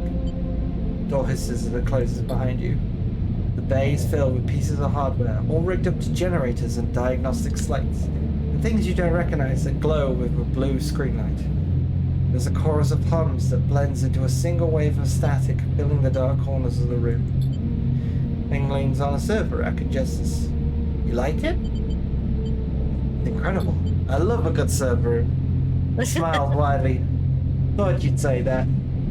Taps a nearby server rack, which bleeps in response. It's my treasure trove, all dredged up from the sea of systems we call the Eye. You wouldn't believe what this place runs on. Oh man, if this guy bursts into song. Look at this stuff. Isn't it neat? Wouldn't you say my server's complete? Funny. Stop that. Funny. Funny. You tell me offering jokes sometimes. Oh, that's one that I know only you will get, and I refuse to let you explain it. Okay, chat. Well, the reason why. No. Okay. He steps over to a towering block speckled with vents. Some of these systems are from the original station. I have no. How do you pronounce that letter? Is that epsilon? I don't know. A1. Probably A1. The one Solheim built. We've had to invent new components, repair things we've never built, reverse engineer entire subsystems into existence. Residents here look up to the eye and think they're seeing a constant concrete reality. This place is a system in constant flux. Flux. Decaying and Well, growing. It's not epsilon, it's a Latin letter. Uh-huh. It is, it has the status of being a letter in Danish, Norwegian, Icelandic, and Faroese. Okay. International Phonetic Alphabet uses it to represent the A sound in the English word cat. Ah, so it's ah. It's pronounced ah1. If it's the phonetic sound of the letter A in cat, it's Its ah. traditional name in English is Ash or Aish. Oh, right, ish, right. I'm a little After the more... Anglo-Saxon Futhorc root. Oh, you cut out there for a second. Something. it's after a rune, named after a rune. Yeah, Tuthok. Yeah. Yeah, it's probably the start of Ethelred the Unready's name. Thank you, kitty cat. Collapsing into your configurations. He walks down between the hardware stacks and you follow. We are keeping this place alive, but also remaking it into something new, dragging it away from those corporate origins. At least that's what I'm trying to do. Turns to face you among the flickering machines among them. I know you can see this too, Sleeper. All these systems and sections. You can, can't you? Yep. Makes sense, right? You are between here and there, between the people and their systems. You light this place up like a beacon. That's what I need. Glance the lights around you and you realize they do seem to flicker, to realign, to follow your gaze. Feng noticed it too. I'm guessing being a beacon isn't always ideal when you're on the run, though. They are tracking me. Yeah, so it seems like computer systems here are sensitive to our presence and become aware of us and try to interface with us. And we can perceive them in the data realm. But as a result of this makes us easy to track because we are basically... We're a walking... beacon. Yeah, we're a walking website. Maybe I can help with that. There's a lot of old growth in this place. Subsystems I can't see. Access protocols lost to time and decay. Secrets. Shitload of secrets. With your help, I can unlock this place. Break off those last ghost limbs of corporate control. He lowers his voice below the hum. Even in Hay Village, there's old growth. There's those whose roots trace back to those bad old days. You help me dredge up the past, and I'll see what I can do about that tracker of yours. What do you say? Ooh. I'm in! Pumps his fist and claps you on the shoulder. He meets your eye. You won't regret it, Sleeper. Passes you a ragged-looking metal tab. A gift! It's a Solheim cipher. Ah! I dug it up from the depths of the station. Slot that into an old network gate and you'll be able to pull out all kinds of secrets from the nodes inside. We needed one of those. Start by bringing me whatever you can turn up. Use that emulated mind of yours and see what's up. And let's get a picture out of things. So I guess, Feng's storyline is we've got to hack and pull information for him. Yeah, And in response, but it does seem like he'll help us with that hunted status that you're so worried about. those above, he nods at the ceiling, have granted me an acquisitions budget. I can pay you for whatever useful data you bring in. I know you need it. Keep it quiet and keep it clean, Sleeper. I'll see you soon. You step, blinking, back out into the passage. Those flickering lights still in the back of your mind.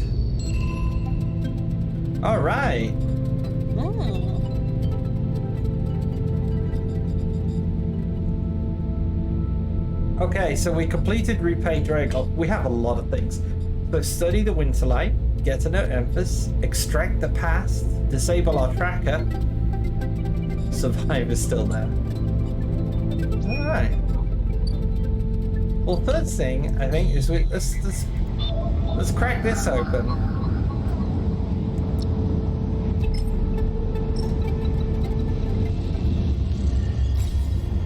Ah, lit up like a Christmas tree. Gate S7 access. Alright. Solheim nodes. Okay, so we need a 4 for this one. We don't have that. A 1. And a typical. Just typical. Well, I'm afraid we got nothing exciting there. We do have some good dice though. Yeah. I think we should use those. You can afford to do something risky, I think. What's actually in Fig's Bay? Okay, so we gotta find him data from there. And then once we've got presumably all 3 pieces of data, we'll unlock. Cool. Yeah. Let's continue on looking at shipyard, I guess. Sure. Do the risky one. What do you mean risky? Wait, is there anything else you want to use that on today? Is there anything else you want to use your 6 on today? I am thinking This about ship that. pulled up, didn't it? The ship pulled up, but it's like a trade thing. I can just sell them scrap. It's not a No, dice there's thing. a repeatable action as well. Oh. Unload containers. They'll pay a wage. And we can try it. It's a 6. Alright.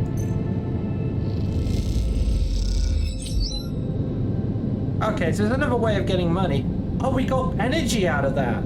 We finished unloading ahead of schedule. One of the crew arrives and invites you to share a warm meal as thanks for your efforts. Oh, so that's a way of getting a free meal and pay.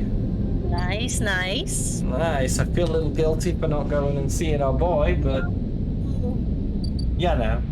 My husband. I love him. I like him. He does. He knows how to cool. cook a good meal. He gave you free food because he could tell you were struggling. Now I have a question. We have enough to buy some stabilizer. We don't have to use it, but we'll have stabilizer for later if we buy some. You sure we don't have to use it? Yeah, I do know that. Alright, well then get some.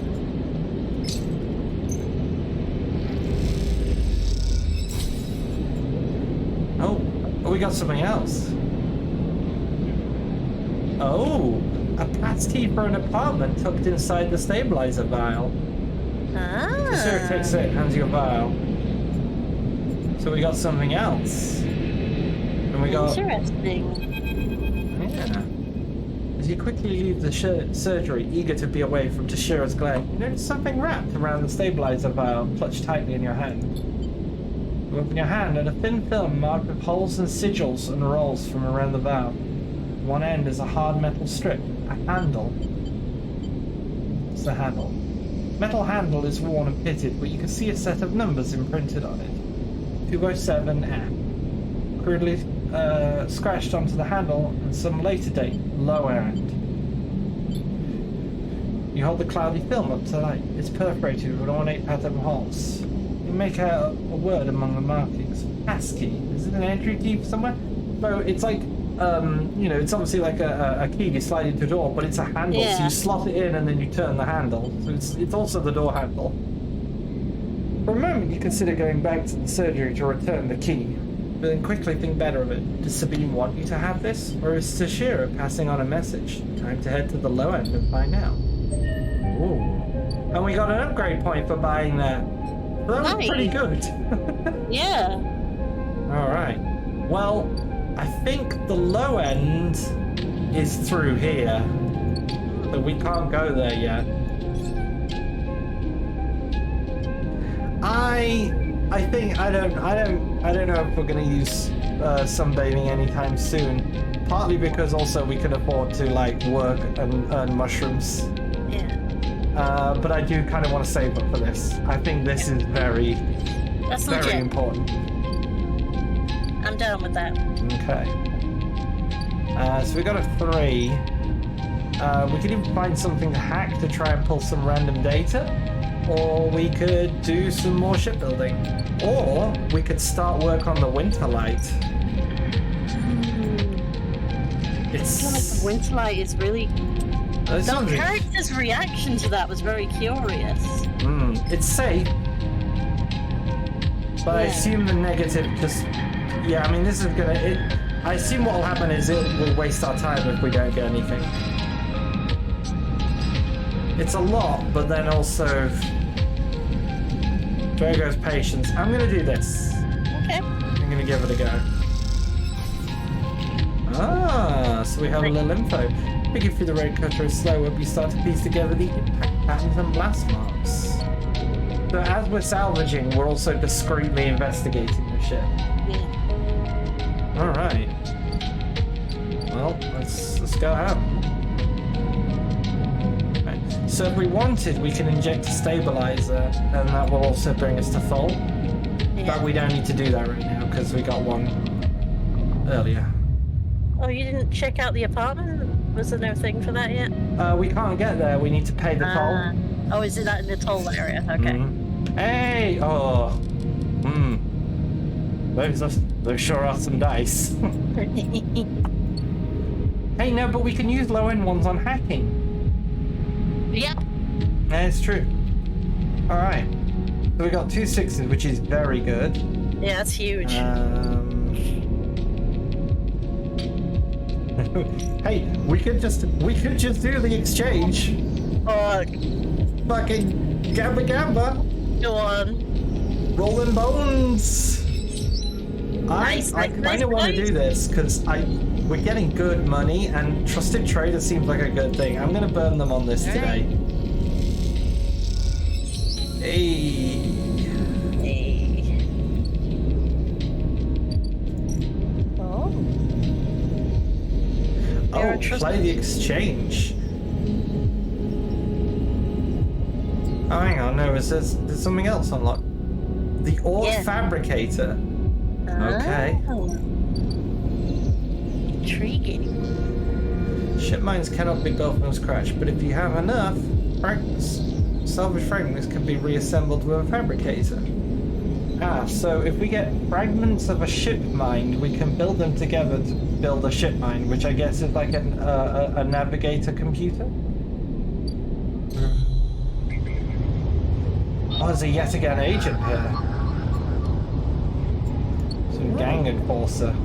Well, let's work on these because I'm pretty sure we've got some Solheim gate keys. Oh, and because we got that perk, we get money for it.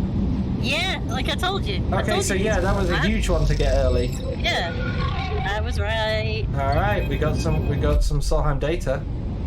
Oh, as you drift back into the node, something latches onto you. A thread strung tight around you. It tethers you in place. A taste. Oh, a taste. The voice makes you shiver. Its source somehow both distant and close behind your ear.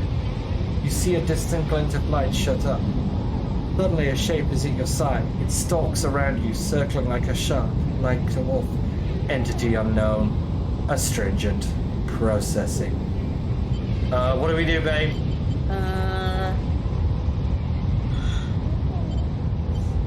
Resist? You struggle against the thread, and it tightens in response, a glittering garret. Please hold. The thread around you thickens until it is a ring, a cylinder, a tunnel of light circled around you. It is blinding for a moment, and then it is gone. As it fades, you see a figure, a creature in front of you. A strange head flickers between different angles, reading you. What are you? The shape paces around on life legs as if there is no ground to pace on. Entity identified. Origin. Serial. Cadence. Do we identify? I don't understand or say side. I would identify. I mean, this thing is called Hunter. Let's go. Sleeper. S&R. Unknown. Known. So it doesn't know what a sleeper is, but it knows S&R. Okay. The figure's strange head rotates. Brackish signature. Of and not of. Attempting interface. The figure speaks, more threads spiral from its head. Thick, snaking vine-like ribbons reflect. They No, approach her attempt. I think it's trying to talk to us. But I don't know, Stop. it's called a hunter. The figure halts its edge. Entity. Your identity is unknown. We only seek to correct illegalities. Can you confirm your legal right to sentience? Oh no! We are not illegally allowed to exist, are we? I'm a person. I'm a person! Incorrect. You are an entity. All at once, the hunter's head is directly in front of yours. You stink of their taste. The one from the sealed dark. Hunter shivers with fury. I will find access. I will interface. Sealed dark? An entity hides in the rotunda. You are its puppet. Hunter extends his razor-edged thread. I will not be diverted from my task. It glows with murderous intent. It's Get looking away. for something else. You lash out with all your force. Not a physical strike, focusing a spike of interference leaping out like the tip of a spear.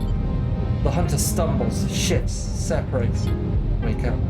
You open your eyes, blinking back into the station lights. They go, oh cool, we have a sleep paralysis demon. This thing's design is cool as fuck. We have a fucking sleep paralysis demon who's now after us, huh? Yeah. Gets better and better, doesn't it? So he mentioned the rotunda. There's something in the rotunda. In the old dock terminal. Ooh. We are digging to it. Does he mean physically or digitally? It protects us. I would imagine digitally, because that's the existence the thing has. Let's extract another one. Alright, we got 2 Solheim data, but we can't get the third one. We need a 4th for that. So what do we do with our final 3? More Winterlight or more Shipyard? We got some money now, so that's good. We could always do with more, though. I mean, we gotta pass that toll. True. In fact, we're actually... Ah, okay. We didn't earn any money. You observe shipbuilders try to make yourself useful. You notice how they work. Okay, we did so. Ah.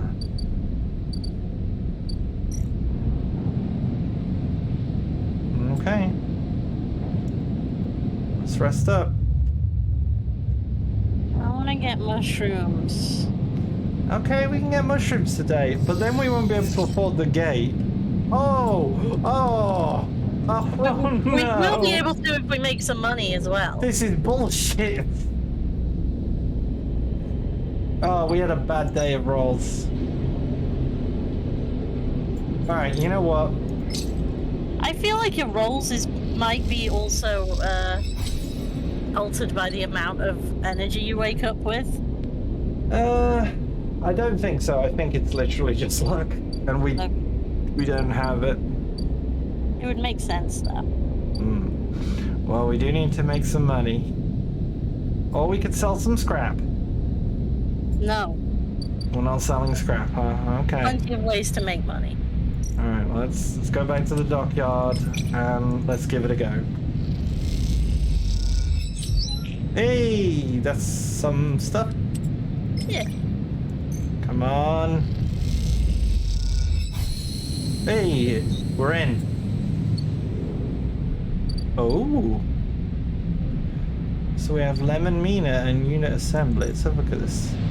The sidereal assembly line. So we can either... Well, sidereal horizon is web complexes. So basically we can either take a job here doing systems, fitting systems, or structural fitting. We're a good engineer. And I assume you have a spot on the welding team. Or we become a member of the tech crew. Okay. So basically, we're trying to get a full-time job here, or like a position on the ship. If we build one of these bars, we get a position, we get an application for a job on the ship. Yeah. If we have make 3 mistakes, we are fired. There's also Havenage officers tracking the Yataghan. The slate in the office advertises Havenage is looking for informants on gang activity. We can hack the Yataghan conversations with our dice. Fragment supply, so we can also sell them ship mine fragments. Yeah. Okay. And then Lem and Mina.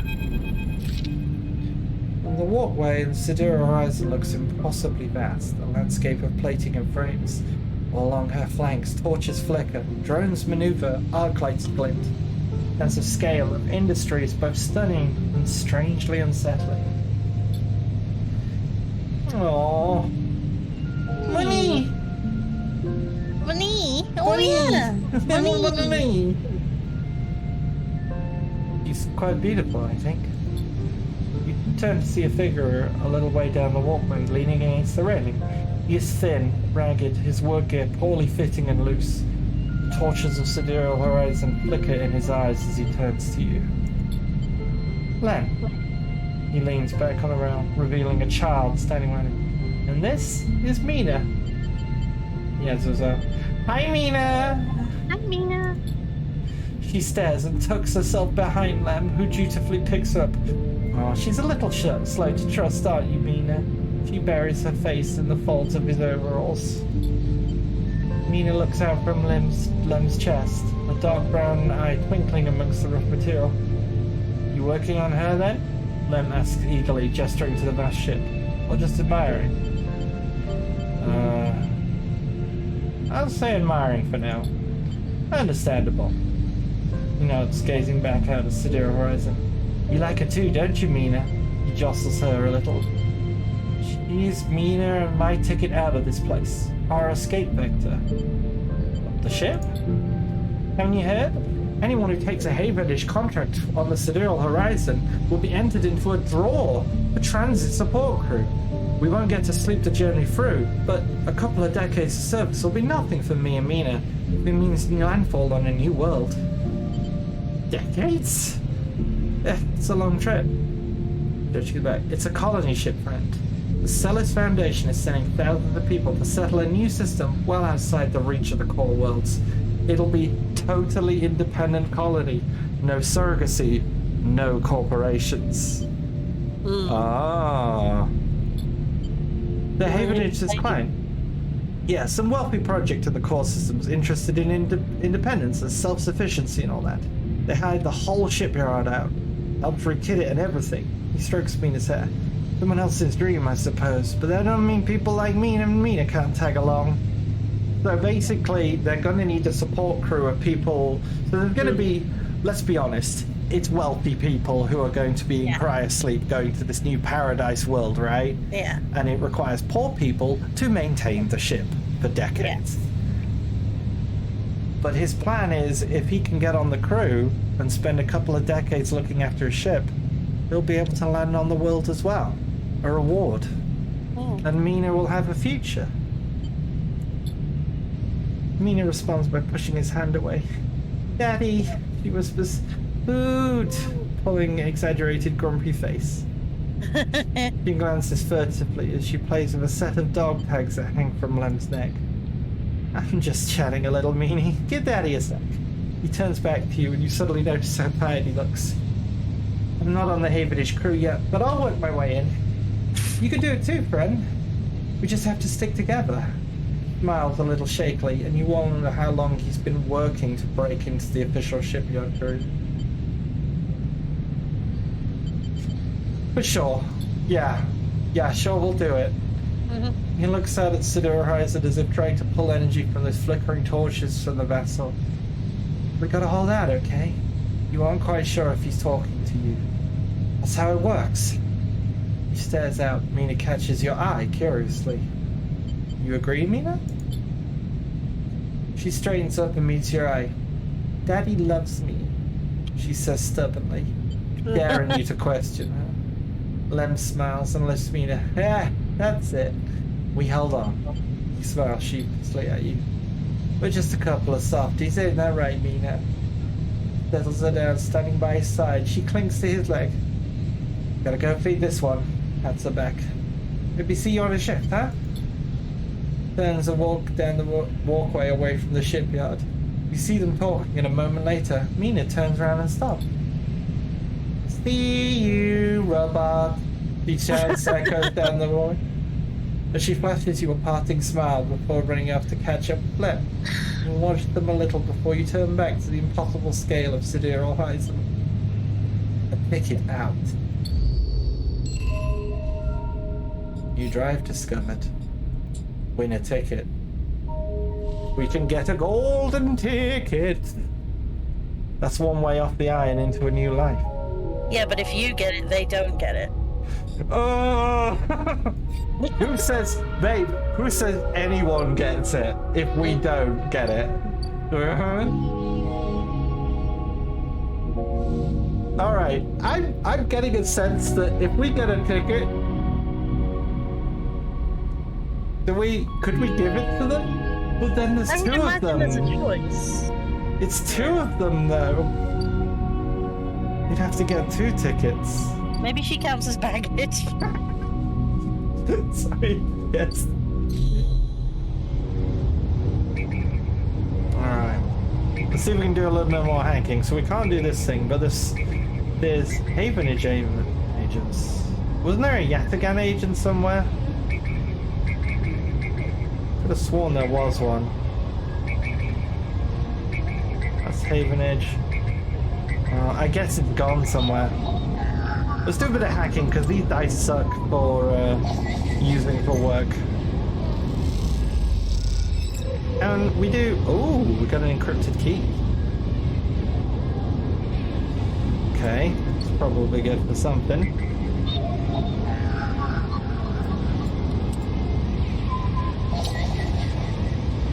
Here we got some more money.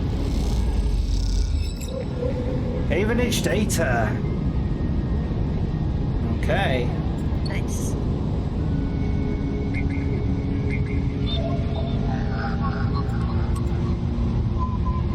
I mean, this is getting its money, basically, is the thing. Like, Yeah. it's guaranteed success is to get cash. I think that's important. Yeah. Wait. Hunter. What? Ah. How many times until the hunter shows up again? Oh no! The more we access the systems, the more likely the hunter's Yeah. gonna... Fuck, I didn't notice that. They got us. That's fun. Alright. I have some bad news, by the way, because we didn't get a 4, we've still not managed to do that thing. Get the Solstheim data. And we're halfway to being hunted down. I wonder about those dog tags that he was wearing and why Mummy isn't around. And... or Dad. I'm starting to wonder. Alright, well, we still get 5 dice, and we get some good dice today. Nice. And we do have a slot for some mushrooms if you are... Once again, we get good dice on a day where we had full energy. Yeah. We had full energy on the day we got bad dice. Anyway, it's fungus time. And now we're a fan. Yay! Which probably means we get to talk to Ephiz. Yes! Hey, buddy. Sleeper. Ephiz called out to you, booming voice that echoes down the corridor. Tell me a story. He throws a No, handful. we have to give him a handsome voice if you give him a voice. Oh, you want me to... What's a handsome voice? If you're going, I'm just saying, if you're going to give him a voice, it has to be handsome. What's a handsome voice? Tell me a story. How's that? I don't know. Babe, you're asking a trans woman to do a masculine, handsome voice for you, and I'm like, what do you want from me? Well, you're the one who decided to give him a voice all of a sudden. Okay, I won't then. No, do no. Go on. Maybe it'll grow on me. Look, just imagine the voice you want in your head. It's fine. Tell me a story. Hold a handful of shot mushrooms into the walk. Fire leaping up to meet the orb. I'll try one more. I see you. Cycle in, cycle out. We never speak. Tell me a story. Okay, what kind do you want? Any kind. Horse drizzle something from a plastic bottle into the walk. But one of yours looks at you. Nothing stolen. You pause, the spice is rich on your nostrils. You think about the kind of story you'd like to tell Emphas. You look at Emphas, the listener, and imagine he's heard it all before. Perhaps he'd enjoy a strange story, something with more spice. He said something that is our story. Yeah. I think we should tell him about our dreams. Yeah. All the sleepers, you tell Emphas, had dreams. Some were simple, memories left over from the emulation process that's become tangled up in their minds and would come out when they slept. It wasn't rare to hear a sleeper in the dorm scream or cry out in the night. But in your dreams, those grey, skeletal after-images of systems and structures, threads and patterns weren't like the others. They weren't memories or nightmares, they were reflections of reality. Distorted, yes, but somehow true. You learned back then to keep quiet about them, to let them flow through your mind like water. That was until now, until you arrived in this place. Oh, so maybe not all sleepers have this ability we have where we are so we're special somehow? I mean, it sounds like we're not the only one who does, though. No. Like, there are some sleepers who can do it, but they're not. Yeah, it's not all of them. Yeah. Now your dreams colonize your waking life. They slip behind your eyelids with every blink. Now you understand why they aren't dreams at all, but some process of interfacing, of speaking, of living in another world that flows through, like this one, like smoke through air. You tell him that you do not know if there is a reason for your dreams. Perhaps you reason it is some side effect or particular quality of the frame you inhabit. Whatever it is, it's a gift, and you hope to make use of it. Emphas finishes cooking and squints a little at you. Looper, he smells. You're quite the storyteller. He eyes you. You realize he's trying to gauge how honest you've been in your story. Emphas passes you the meal he's cooked, and you take it gratefully. As you eat, he talks, a natural exchange. Thank you, Sleeper. Looks around at the empty room. My time is done for today. I do not want to keep you any longer, so I'll make you a proposal. He gestures at the plastic boxes stacked behind his stall. These are good enough for most, but someone told me a story that made me think a couple of cycles ago. They say across the gap, in Greenway, fresh mushrooms grow. Have you heard this? No. Neither had I, but I trust the one who told me. Emphasis begins packing up his things. Can you bring me some? I can't cross the gap, and I worry about leaving my things behind. I'm sure a storyteller like you could handle the trip. I'll prepare them for you, and if you wish to tell it, I'll be the audience of another story. Yeah, sure, man. Good! I'll wait for you to bring him. Bites his walk away and straightens up. I'll prepare a recipe then, Sleeper.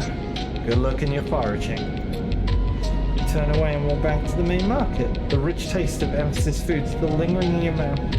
Stories for food, you think. A trade that seems more than fair. So, somewhere Out there. somebody is growing real mushrooms. Somewhere is growing real mushrooms. And if I can get him real mushrooms, he'll give us real mushroom salad. Oh.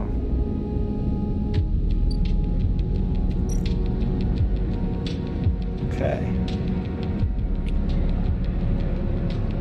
Someone's thinking of. So, do we start working the assembly line for the job, or feel like we we need to make some progress on this. We're behind. Yeah. You see?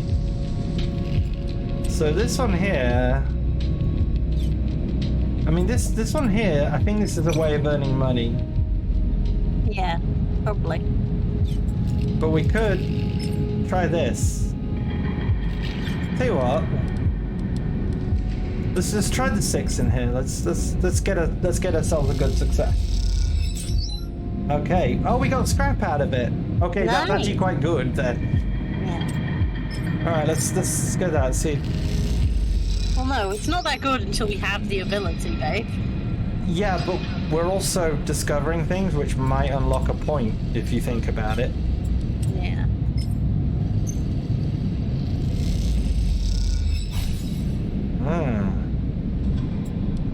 We still don't have any 4s, so we can't finish our goddamn thing. Do we still not have that? Do anything with that apartment key?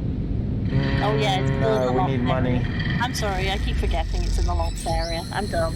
Oh, we did it! Oh! Wow, okay, we just blasted through the investigation today. Oh damn. Greetings to the office at the entrance of the yard. You lay everything you have on the winter light across the metal desk. Your makeshift forensic notes glow on Drago's old writing slate, overlapping lines and scrolled annotations. A set of drone scans filled the small terminal with a spectrum of colours.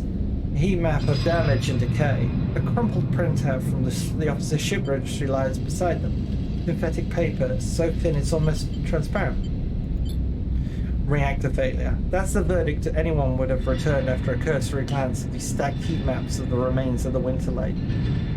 On the terminal screen, the ship is shown, in section, blotches of colour marking the approximate damage the ship sustained.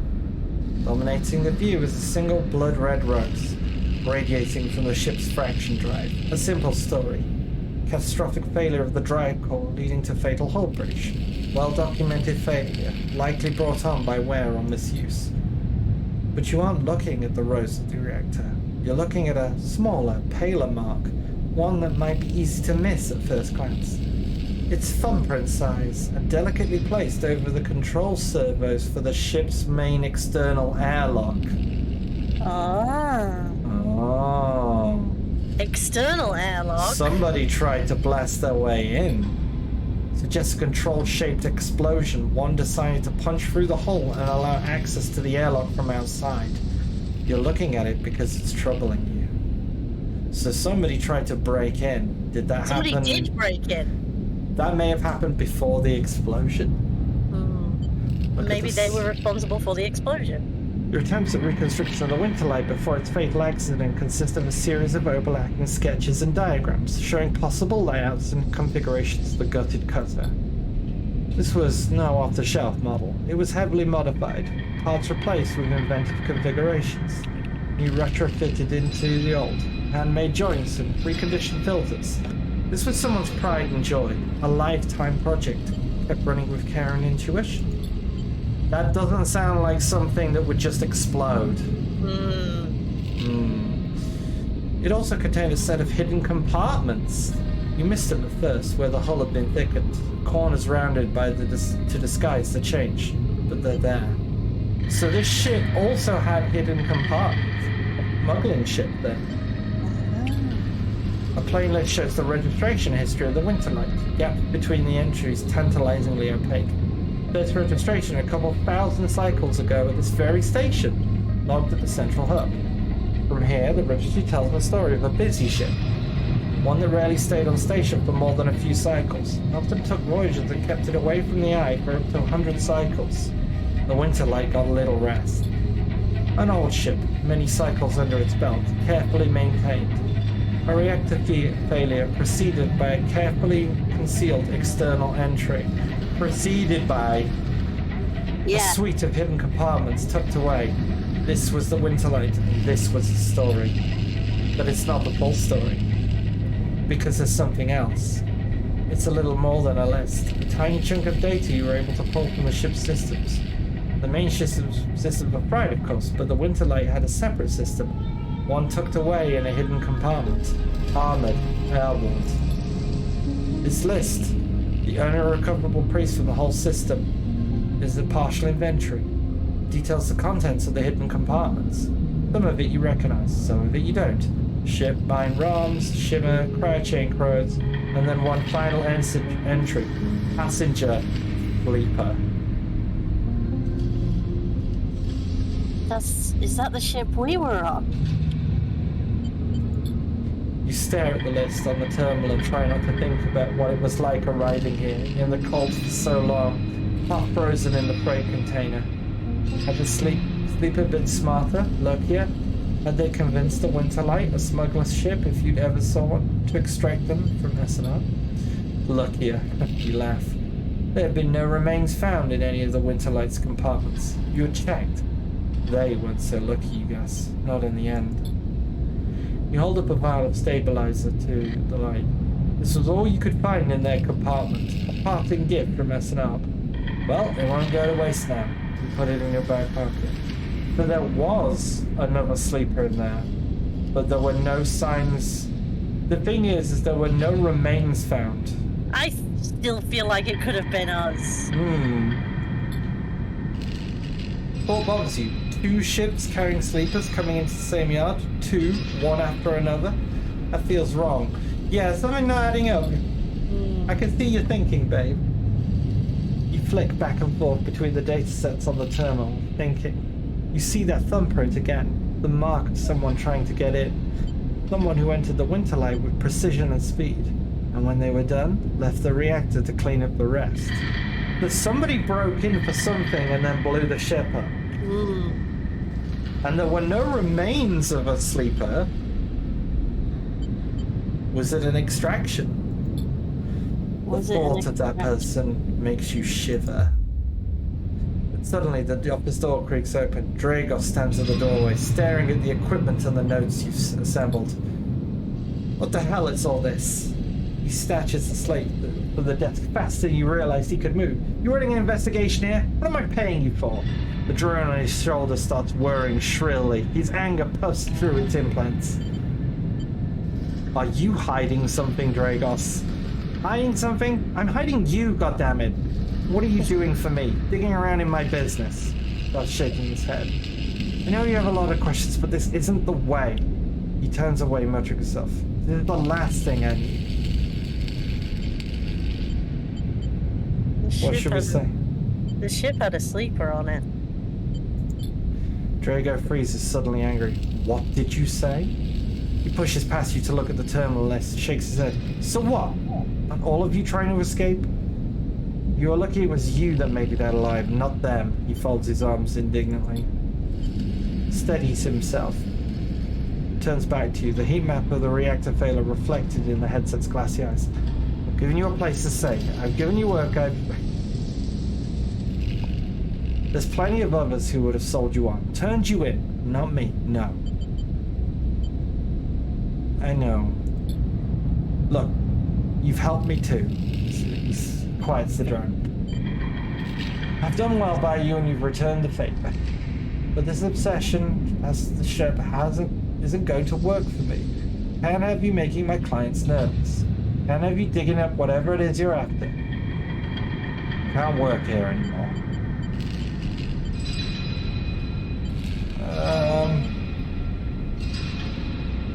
But what about the Winterlight? Forget the damn ship. You have enough to keep you up. Dragos reaches across you and flicks off the terminal.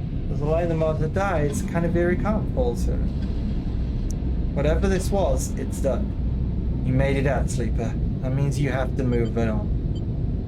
Someone killed that ship and its crew. What if they come for me? What should we say?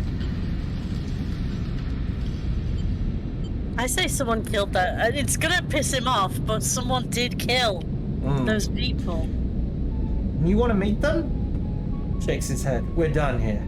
In the dark, Dragos' head glints. You wish for a moment you could see his eyes and meet them. Maybe he doesn't. He's afraid. Yeah. I mean, like I said, he's pragmatic. He's helped you out, and now he realizes you're like, hey, I may have stumbled on some kind of conspiracy, and he's like, oop, we're fucking done here. I don't want any of that. You get up from the desk, and Dragos gathers the notes, stuffing them into a pocket of his overalls. Holds the door for you, his headset expression as always. You could stay in the container. I won't take that from you. Don't come back. His tone is final, definite, and with an edge of disappointment. You walk out of the office and out of the yard, not stopping to look back. You leave the yard, thumbing the vial in your pocket, knowing that this, at least, guarantees you a little more time.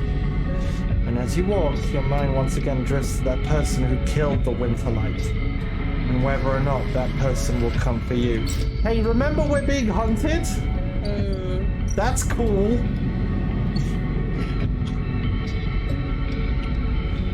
We got an upgrade point though. But now we can't work for Drago anymore. That's sad. We're doing this. Yeah.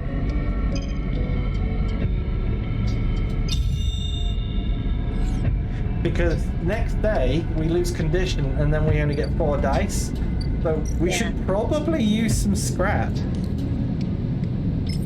Let's do it. Whoop. Think. Nice. Apparently, I believe this perk used to repair 2 bars instead of 1, and that was something that made the game Was too it a easy. bit broken? Yeah, it's a bit too easy. Yeah. Because, like, you know the ships you can buy scrap on? Yeah. It's like, you're just buying so much health, and then you just save it up over time. Alright, well, what are we going to spend our last dice on? It's a bad dice, so maybe we do some hacking? We got it's a Havenage agent. We got those. Oh, there's a Yatigan one. Hey, we can do it. Alright. So this is some... We hacked a crime syndicate details. Oh, the hunter's nearly on us. But, if I remember rightly, we can turn it in. Do we want to do that, though? The Yatigan got us our drugs.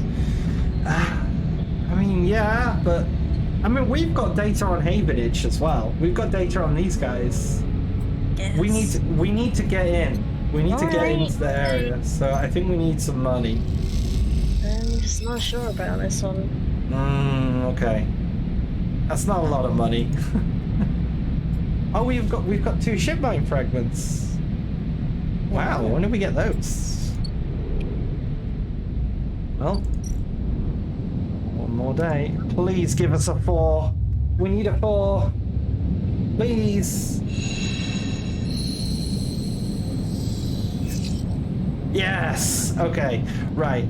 Before we do anything, I would like to go and do this. I know it's going to bring the hunter close to us, but we need to get in.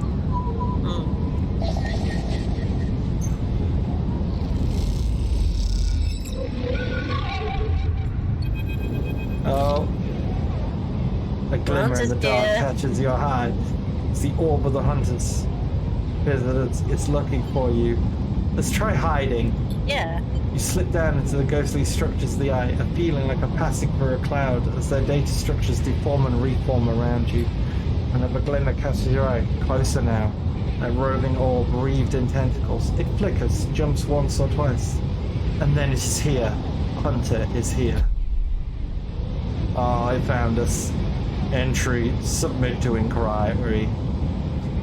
Reaches for you in that unpleasantly familiar way. You push against the threads as they close in, becoming frenzied as you push them aside.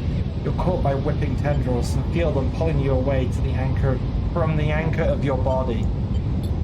You push enough, clearing the threads. Entity, hold for processing. Comes the scream from behind. But you're already gliding away, back to your anchor, your body.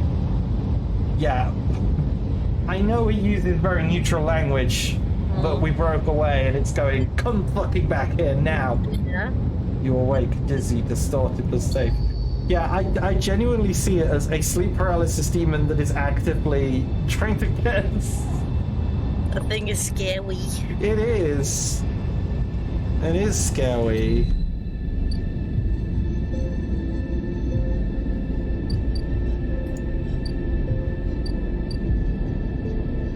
Alright, well, we've got all the pieces for Fang now, so let's do that.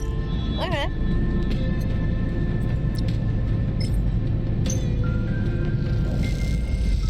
Also, oh yeah, he pays us for these. Yeah. Motherfucker, yeah. Hell yeah, we're gonna be loaded. I shouldn't have been saving them up. We could have gotten to that new area sooner. No, it's fine. Now we're loaded. Alright. As you enter the bay, Fang is nowhere to be seen. The bank serves as a machine to blink out the dark and stick out a river. Seeing eyes on the station, Sidra goes, oh, he's right there. Shitheads! Voice echoes from behind a stag, followed by a hammer of a fist on Medicaid. Those snaky shitheads. Who's snaky? Ah, sleeper. Well, I would instead stay silent. Fang's smiling head pops out from behind a stag. Just the emulated consciousness I've been eager to see. Come back here. Pick your way up between thrumming stacks. Thrumming stacks, eh? Trying not to trip on the loose bundles of cables that blanket the dark floor. Fang is sat in front of a set of monitors mounted to a stack. Come, Sleeper, what do you see here? Waves of the monitors aside, glowing with a pale list of information. You lean in closer, looking for links to indicate. Hell seem to be filled with personal information. Names, genders, dates, ID numbers. All the markers of institutional records. So this is the data we found. So what do we say? Names, people, or shithead?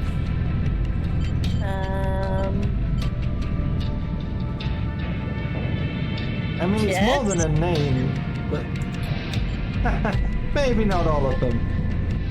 But what kind of shitheads? So this is Solheim data we pulled up. Yeah. I'm gonna say Solheim. Bingo! Past the terminal. I pulled these from the old data you brought in. All the employees are the Eye's original owners, and he leans past you, scrolls down. This one. This is a snaky shithead. He stabs and screams with a finger. The name reads Hardinhurst. Who's Hardin? That, he says, giving you a silence, is the thing. He directs the stool out, motions to sit. There just so happens to be a Hardinhurst in Havenage. This is the original. So the guys found the data of the original owners of the station, and one of them just so happens to be in the reclamation project for this. That's it. He's right here on our station now. He's back in his chair. Think about it. Decades ago, Hardin worked on his station as a, leans closer, senior strategic operations executive. Thing raises his eyebrows, saying, our Hardin was keeping the money coming in for Solheim. He defined priority growth initiatives by making sure the extractors they contracted out were hooked into a system that assessed all the risk but kept the profit. Good old Hardin shuttled thousands of Palladium Rush workers to an infrastructure, which meant the cut of their work they did went straight back to Solheim. So this guy was basically in charge of setting up shitty contracts for people, so they did all the work, got very little of the pay, and also had zero liability for injuries. Yeah. How do you know this? I grew up here, Sleeper. This is my history. I'm a child of their collapse. Bang turns his back to the screen, staring hard at the string of codes flickering away. Before I was born, my parents were Solheim contractors. They ate in Solheim canteens, worked Solheim ships. They breathed Solheim air. They slept in Solheim beds. His voice rises and speaks. His hands fists on the terminal edge. And the work they paid for that existence? The cycles of extraction out of their belt? Solheim took their cut. This was a company town, so to speak, and my parents were just another in a long line of freelance contractors willing to risk their lives for a shot at anything other than poverty. Disposable. This guy, stabbing at the screen, strategized all of that, did the sums. Strategized. Did the sums, and then somehow, thousands and thousands of cycles later, is still going here, crawling in the walls like some shithead snake. He survived the revolution. Ow. These guys, they're big time. There's a lot of money that could get you if you're a company man. But how is Harden still kicking? Well, I don't know. Turns to his else. So we're gonna find out. Harden is now a big shot at the shipyard, just a few degrees back from the eye around here. Thing brings up a map of the lower eye. Havenish might be born out of Irvin's revolutionary zeal, but the flat hierarchy it is not. Harden happened to float to the top. So yeah, it seems like this idea of revolutionary, Havenage is... I get the feeling that this is the station union that took over and kicked the corporation out. But well, like he said that Havenage is either, depending on who you ask, a response to or a continuation of a union. Is what he said when he first introduced himself. True. So the thing is here, this guy was on the corporate board, but then has ended up being a manager in the union. Absolute fucking snake. Faint grimaces. Thing is, I don't have access to systems. The shipyard crew is pretty paranoid, and they don't like anyone from systems digging around and stuff. Good job we're already friendly in the shipyard, though. Plus, we need some more than just the name of a Solheim executive. We need proof. Feng holds up a thumbnail-sized drive. That's where this little creation of mine comes in. I call it a ripper worm. He turns the drive between his fingers. It'll rip through any digital storage. Ooh, hiccups. It'll rip through any digital storage and spin out a silken thread of filtered data. This one is set on the center of Harden Trust. So basically, this will go into any file and it will Google for Hardenhurst and pull any information and zip it. Okay. Getting into the compound might be tricky, but you have a particular knack for remote access. If you can extract yourself a Havenage cipher from a Havenage agent, they sometimes carry along the data caches. You can crack open the compound's network, slot the worm in through any open port. You never even need to go near the shipyards. Oh, okay. What do you say? You up for it? What's in it for it? Yes. Yeah. Oh yeah. I knew it. I knew you'd be happy to catch this thing. And don't worry, once we nail this guy, I'll start work on that track as it... Hey! Bang! Stop. Buddy, pal. Whoa, wind that back. I haven't forgotten. Bang scratches his chin. Anything the worm gets, I'll send it back here to me. There's something wrong here. I aim to get to the wrong corner. Dude! I'm being hunted! You need to do the tracker thing now. Otherwise, I can't help you. You leave Bang digging through the data among the wires and machines of the old station. As you walk out, you try to imagine the eye as it once was, a vast machine running smooth and strong, directed by people like Harden. Yeah, then smooth and strong, that sounds like a very positive thing, but it's also a cold corporate extracted. A vast Solheim-built machine into which thousands poured from the surrogate systems looking for a new life. A hope of a better future, engineered to line someone else's pocket. An idea you're intimately familiar with. Yeah. You think of Harden still alive, still part of this place. I wonder if the past truly ever is truly the past. Capitalism. Pretty much. Alright. So, we already have 2 Havenage data. So... what do we need? Oh, we need a Havenage cipher, not Havenage data. But to get that, we need to unlock things, I guess.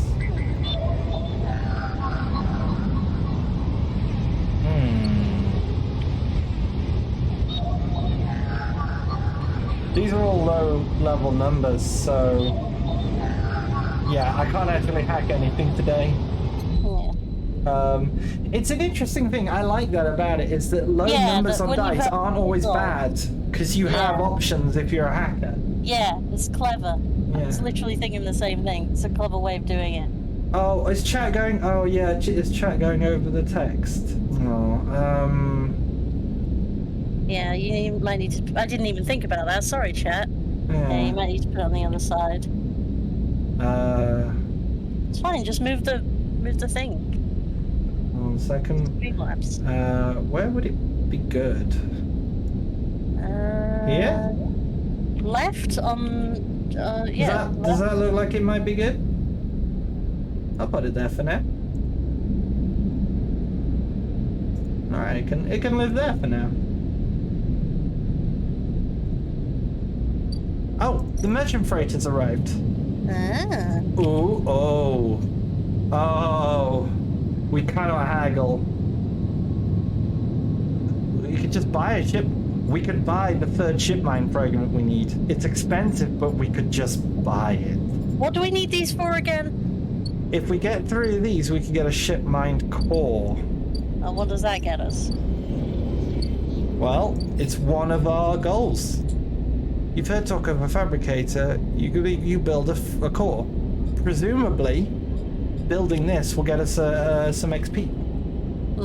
So, yeah. That's pretty good. Problem is, we can't afford the ship mined core and the toll in one day. Unless we make some money today. Alright then. You know what? I'm gonna do things in order because this ship is not gonna stay around forever. I am going to buy the final core we need now. Okay.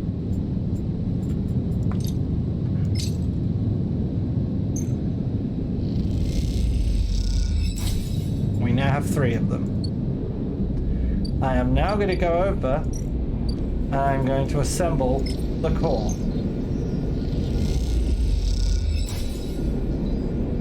X? What's X? X? We got a point. Okay, I guess we could do more, but we got a point. Yeah. That's pretty good. Okay, let's level something. Do we get rid of our penalty? Or do we... What's our penalty? This one gives us +1 to... Okay, so you know all of our hacking, we had to get the exact number. If we get the +1, we can either get plus or -1 from the number, I think. We get a bigger range of dice that will fit into hacking actions. Oh. Should we consider this? Can you explain to me what the penalty is? Anytime we try and engage action, we're at a -1 penalty, which means our dice count as 1 less. We haven't been forced to use it That yet. feels like it's going to be important, though.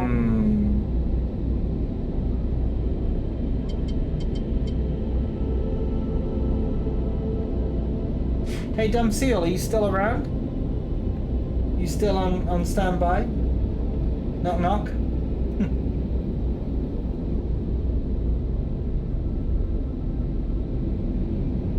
Maybe just They may not be. They might not be. I'm just thinking we could always set it to a poll. Nah. Okay. What are you thinking then, babe? I'm thinking you might want to get rid of that penalty. That seems like it's something that's going to bite you in the ass when you're not prepared for it. I feel like it's a pretty solid decision, yeah. I agree. I would like to get that at some point, though, because I like the idea of getting double rewards. But that being, I don't know, that penalty is a bit spooky. Yeah. Well, the good news is we got some good numbers today. So we can earn some money easily. Provided we want to. I mean, we could do this. Do.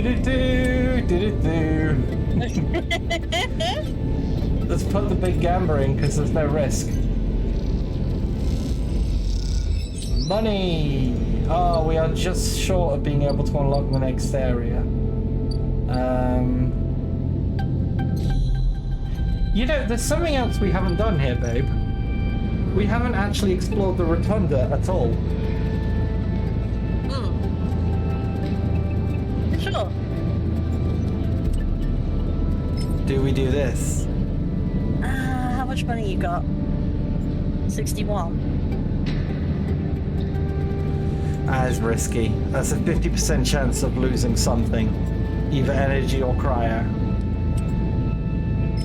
That, on the other hand, is pretty safe comparatively. Yeah. Okay, that's good. Hey! Alright. Oh, we found a mercenary. A sealed dock. Oh. And the overlook bar. Now, I'm going to go here and I need you. Because... Yeah, we've got a cool fucking space bar.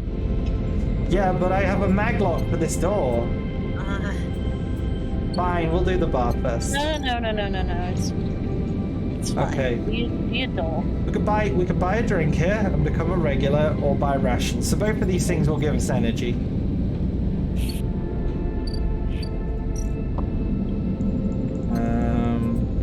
Let's put a key in.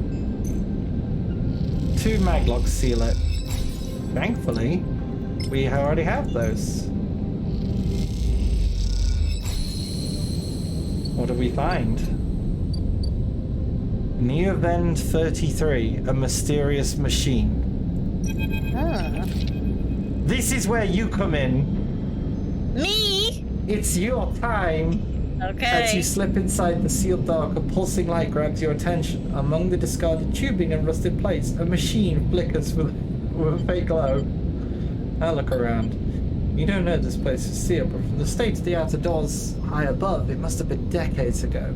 In this dark, cavernous place, debris sits in every corner, along with traces of rough sleepers. No, not those kind of sleepers. Although none of it seems recent. Looking past this layer of decay, you see faded messages, symbols and logos of the Eye's original corporate owners, now glinting in the shadows. Among all of this, the warm glow of the machine seems to be the only life. So this... Among Us.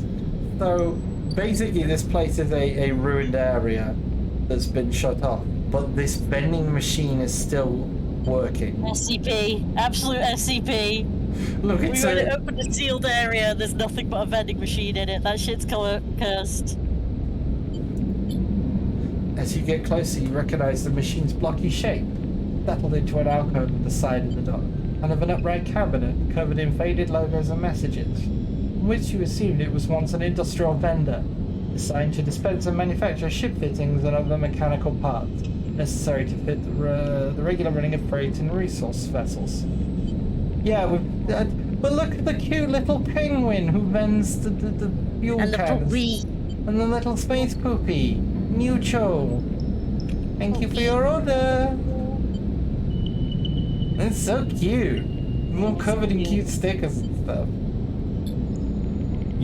The manufacturer's listed as Neovent, and you remember an advert from long ago, squeezed amongst all the off-world recruitment drives that assaulted every planet-born citizen. With chirpily sang name over and over, you wipe a layer of dust from the cracked screen, thinking of those contractors squeezed by their own corporate employers to pay for every bit of maintenance on their rented ships. Into your registration. Chirps a pre-recorded voice catching you off guard. Go push some buttons. You reach for the keypad and something begins whirring. At first it sounds like servo motors, but quickly becomes a whisper, a whining, and then a multi-tonal voice emanates from the Neovent. It's using, you know, like how those people use floppy drives and printers for music. It's like using the PC speaker. Yeah. Kiki. They hiss. Be quick. Who's that? There is a squeal, almost like some strange mechanical swallowing or intake of breath, before the machine speaks again. I have need of you. You have need of me. That squeal comes again. You see it as a 3D printing apparatus in the upper part of the machine, resetting into place, so that each time the servos can be orchestrated into a whining voice. You are in danger. Are you the vending machine? Please say that. A squeal. You is the vessel for its seclusion. Please listen. The machine creaks. You are marked for deletion. Entity. Hunter tracks you. The screech rattles through an empty dock. You remember the strange head, the figure, the predge closing in. Hunter. The Hunter Protocol. They taste your signature.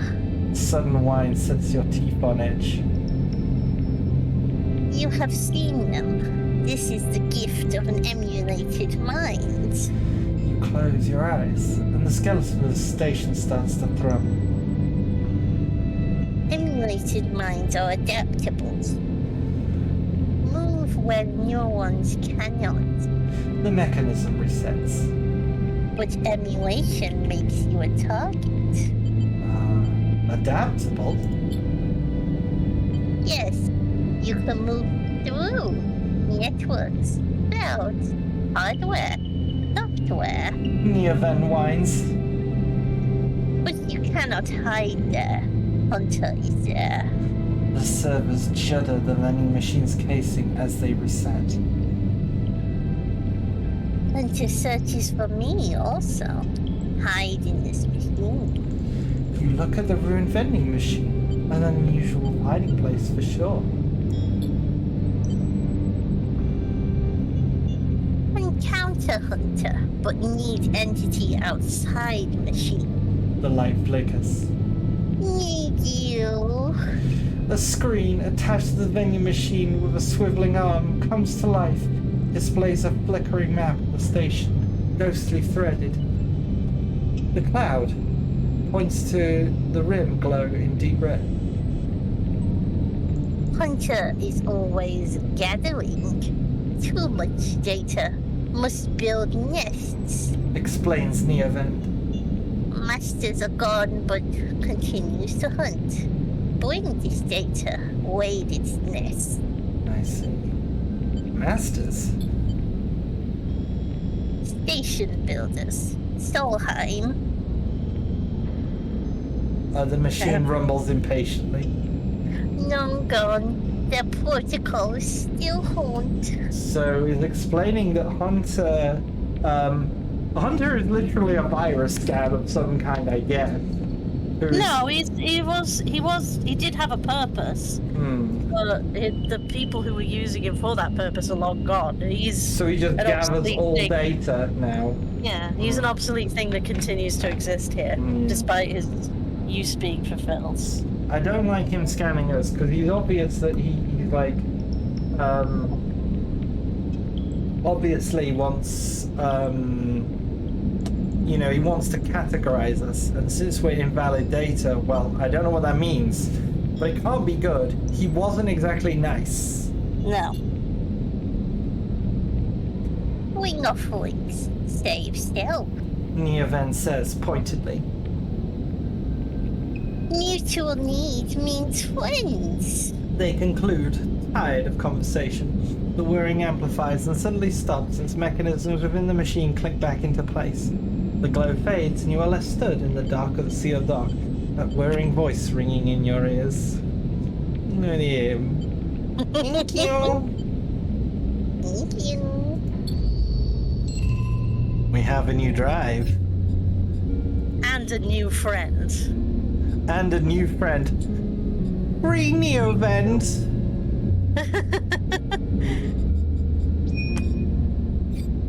Can you give him hunter data? Do you have any? Hunter data is something we don't have. Okay. Compulsively gather data, but he has told us about it, so maybe... Hunter the nests. nest. That's a 2. That's a 1. And that's a 2. So, again, low numbers. Yeah. Okie dokie. Hashtag free Neovend. Bring him. No, do not free him. We've also got another person here. So, I remember you said you had a husband, babe. Oh, am I about to have a wife? Hey, you, want to earn a chip? Ankita stands behind a huge pile of tied together whole plates. She stretches her back, her shoulders bulging beneath her plate shirt. Oh. Yeah, sure. You cross the docket concourse. She begins to split the plating into 2 bunks. What is it with this place? Everyone wants their cut. She asks the massive plates together. She straightens to an imposing height, her armor plates creaking. I'd She like li- a cut of that beef. I'm tall, girl. She looks you up and down. Look, don't try anything, alright? She taps the butt of her sidearm. Don't want to have to put anyone else down today. Anyone else? Who did you shoot, ma'am? What can I say? My temper's a little short lately. Nikita hoists one bundle of plating onto her shoulder. Come on then, enough chat. You've got to earn that shit. Sorry, chit and chat was getting my brain a bit confused. You struggle to shoulder the plates. But we're a robot, by the way. We're a mechanical engineer robot, and we're struggling, and she just casually hoists them. You do eventually. Akita gives you a look. Shift this way. She sets off down the gantry at an impressive speed. As you catch up to her, she turns down a passage, pushing through a small crowd of stevedores. Why are you doing this yourself? You mean, why aren't I hiring these good folk? She nods back at the stevedores. The haulers, like port haulers, basically. Yeah. I've paid Havenage enough. They're currently rinsing me for a mooring. I can't vacate unless I either fix the ambergris or sell it as scrap. Ambergris, is that your ship? You catch on fast. She gives you another one of her looks. She rapidly turns the corner as you trail behind. Yeah, she got cut up pretty bad on our last job, and I had to moor up here for a spell. Since then, it's only gotten worse. Someone got in and sliced the core from our ship mind. Now she's gone dark. A ship mind, you say? Upshot is, I'm short one ship mind. A ton of repairs to do. Rest of the crew signed off the moment they got wind I've been stranded. So yeah, it's been a time. Oh, so this mercenaries crew, basically, once they got here in their like pretty much written off ship that's like had its navigation computer blown up, they just fucked off for new jobs. Anything I can do to help? I don't know. Got a ship mine tucked away in that frame of yours? Yes. For a moment, you aren't sure if she's serious. Nikita swings the plates from her back, almost knocking you over in the process. This God, is me. I wish they thought to put an option that was just like, yes, actually. What, you mean this? Yeah. She holds a second bundle off your shoulder. You might be the first person I met here who might actually be considered helpful. She pauses, chewing her bundle. Look, you want to help? Come see me. I need a hand putting Amber back together, and, well, you don't seem like the type to try anything stupid. She passes the bundle of plates for the ambergris outer lock and turns back. Just don't go spreading all this around. Akita throws you a couple of chits. Consider it a bonus for not trying to grift me. She gives you a parting nod and tucks through the door. Alright, get out of here. She calls back and the lock slams shut. Butch located. Oh. Love a good butch. Oh, well, unfortunately we have to repair. We got repairs to do, but we already have a ship mind if she needs it. Much like Spike Spiegel, I love a woman who could kick my ass. So, unfortunately, well, interfacing requires +1 interfacing, which we don't currently have. But we do have engineering. Yeah. We could just do some hull repairs. Also, you make money with interfacing. So. Yeah. True. But I'm gonna give it a go. Yeah, we're getting there. So we don't want to. If we make any mistakes, we'll get negatives, and if this fails, I think that's the end of this storyline. Yeah. So Okay. We're short $2, I think. Hang on. Oh no, we can afford it. We can afford it. I think we should do that right now before we get any ideas. Yeah. Like, we're okay for food for a day. Alright, we did it. In fact, that means we can access the apartment now.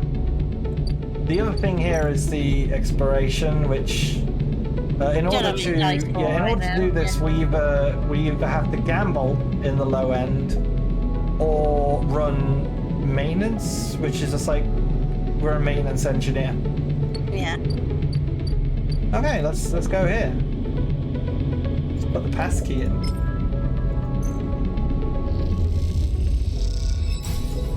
All right, the apartment's unlocked. As you push past the door, the automatic lights flicker on inside the apartment. They reveal yellowing plastic panels, the curved shape of wall-mounted utility units, the detritus of a routine life arranged on every surface. You step inside, clicking the door shut behind. The amber lights of the aging fixtures glaze everything with pale orange. The work surfaces hold a variety of objects, indistinct in the dull lighting. A pale blue light drifts from the doorway at the end of the room. Let's have a look at the surfaces first. Smudges through a thin layer of dust suggest a recent, rare and hurried visit. They trace a path to a water dispenser, the auto wash, and then to a cabinet still half open. On the shelf sits an empty pill case. So someone doesn't come here often, but they came here and took some pills. And then left. Go to the doorway. You cross the cramped-in utility room with its auto-wash dispenser and water closet towards the doorway. Through the doorway is a dark, warm room, lit only by the faint glow of the terminal screen. Hey, yo, does this feel like a trap to you as well? Let's inspect the room first. Yeah. A bunk is tucked into the wall, blankets ruffled. The wall desk glitters with rows of vials and containers, yo. A briefcase lab sits open, loaded with reagents and compounds you don't recognize. In comparison, this room is clean, ordered, controlled. As you approach, there's a crackle from somewhere in the dark. Sleeper. Sabine's voice shakily echoes through the apartment. Welcome to my home. I'm sorry I can't be there. I had to make alternate arrangements. You hear rattling noises, static. I was able to record this message, but I don't dare show my face. Something is happening with the Yataghan. I no longer trust them. Their voice becomes distant, slipping into background noise. I have something to ask of you. I want you to get me out. Yataghan was supposed to hide me, to protect me. After everything happened, I was desperate. And then after that, I was too tired to care. A noise like waves passes over the recording. But I'm done with them now. I want out. Screw the dead. Yo, what were you running from? And what the fuck is going on with the Yataghan? But I need insurance. Something I can hold against them. I have my suspicions, but I can't be sure. I need information. And as you know, you need me. A pause, something clicking in the dark. Oh. This isn't a threat. You have to understand my position here. I know sleepers. I have been here before. I can help you, but not with Yataghan's noose around my neck. So she's willing to try and get me help, but now I've got to get her out of the situation she's in here. Yeah, screw the debt suggests that whatever her working as a mob doctor isn't by choice as much as she'd like originally sort of sold the idea of. I have an idea. I don't know. It's it's completely like, it's not me predicting anything. It's just like, wouldn't it be interesting if he is the doctor who worked on What, Yataghan? No, if she is the doctor who worked on our She? Oh, you mean that they are the doctor? Oh, they. Yeah. Yeah, sorry. yeah. What if they are the doctor who worked on our what's it called? Planned obsolescence? Planned obsolescence. Yo! And that's why she was so upset and distraught to see us. And that's Because why we- she knew so much about it. Yeah, Hmm. and that's why she knew so much. Wow. Get me data. Get me information. Get me something I can use against Yatika. And then get out. You can get what you need, please. Waves of static cut Sabine's voice. Bring it here to my terminal. I'll get to it when I can. You look around the tiny room. Imagine Sabine living here, working at the desk, sleeping in the bunk, blinking into the terminal in the dark. The recording cuts to static, leaving the room with a white hiss, and then silence. Have a look at the terminal. Also, I apologise. I was saying she because I start that bunch in my head. I was thinking about her. Just thinking about it, huh? Thinking about it. Rotating her in my mind palace. I see. You sit in front of the humming terminal and hit a few keys. The bean is less than access port open, but the rest is encrypted, locked away behind passcodes. Seems Sabine might not trust you as much as you want you to think. So yeah, this terminal is like, you can't access it, but you can slot USB drives into it. Yeah. She's being pragmatic. Who does They're Sabine being pragmatic. Fuck. They are being pragmatic. Who does Sabine need you to hide from? And what debt do they owe to Yatka? You try to assemble the pieces, but too many are missing. The only What thing if you they're know... also hiding from the same corporation as you? Because they worked. The only thing you know is that without stabilizer, your body will die. You glance at the briefcase lamp on the desk, its glassware glinting in the dark. You turn away and leave. Yeah, it does make it feel like maybe she can make it. If what you're saying is true, then surely she might be able to make it. They. True, they. Yeah. You turn Well, no, away they and need the components. It's not. I'm sure it's not as simple as just. you turn away and leave the door clunking shut behind you. But maybe now in this situation they can make it, and that's why they say they can still help us. Back in the corridor, you notice the scrawled graffiti of a blade on the opposite wall. Yet again. You feel yourself being drawn into something you don't quite understand. Ooh. You drive. So what does she need me to... what do they need me to get? Data. Yet again, upload data. Fuck! Told you. Oh, okay, right. I gotta hack some Told you. bozos. Okay. I got a feeling, and I was again. I'm so smart and intelligent. Also, and I wanna repair myself.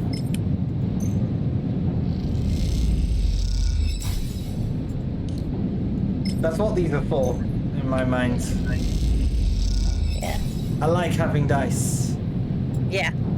Having dice is good. Very Having good. dice is very good.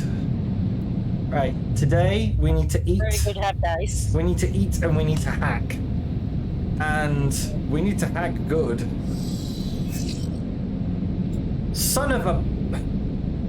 Okay, that sucks. I actually thought we'd repaired it enough, but I guess we hadn't. Oh. Okay, right. Things to know. Eat.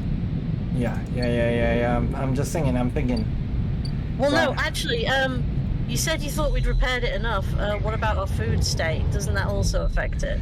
yeah, we're hungry, but we're not starving. Okay.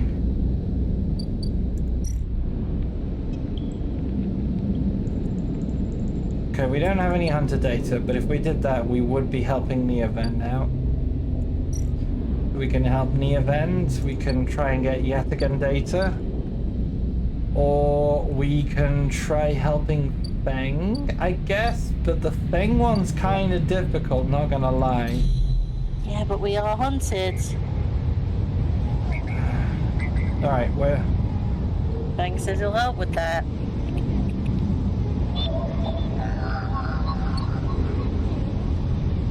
Well, hang on, let's bring up Feng's thing. So, disable your tracker, let's toggle the track. Help Feng chase his leads. So, what is related to Feng chasing his lead? Yes, Havenage Gate. In order to get this, we need a Havenage cipher. We get that from hacking Havenage agents. That's a keynote. Are you a Havenage agent? That's a keynote. Are you a Havenage agent? You are. We don't have the number. Are you a Havenage agent? You are. We don't have the friggin' number. We have a Yataghan agent. Oh, you know what? Sure. We need to make some money today so we can buy food. We got some big numbers. Okay. Just reminding God, we also got Hunter you. We in Nests. fact need to not starve.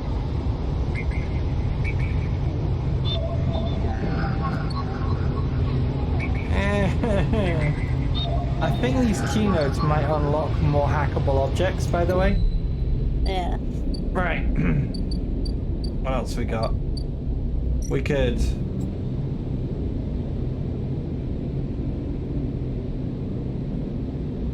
We could do this. One of these. This sounds like it could end up getting us money.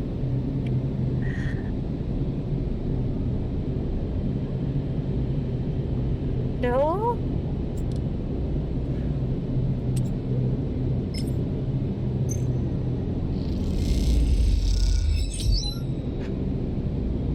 Okay, fuck that.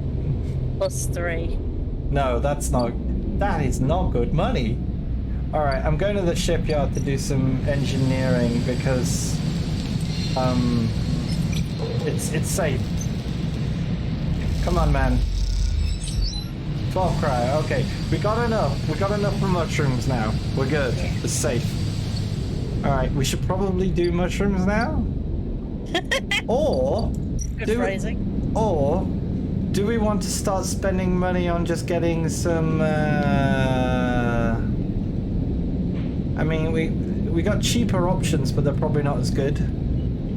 But we might be able to become a regular at the bar here. Or do you think it's I don't know, what do you think? Try the bar. Wait. See what it does. If we spend 6, we'll still have enough to do mushrooms after wandering. And yeah, that is a good way of putting it. Okay, it gets us 1. Yeah.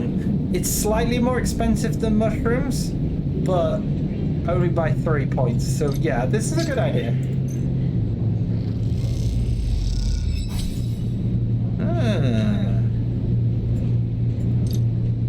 Let's drink alcohol.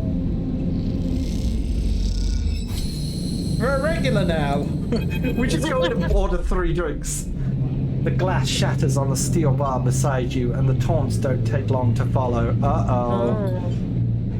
Hey, Haunt!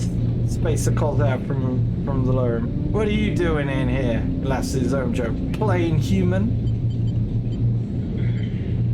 What do we do?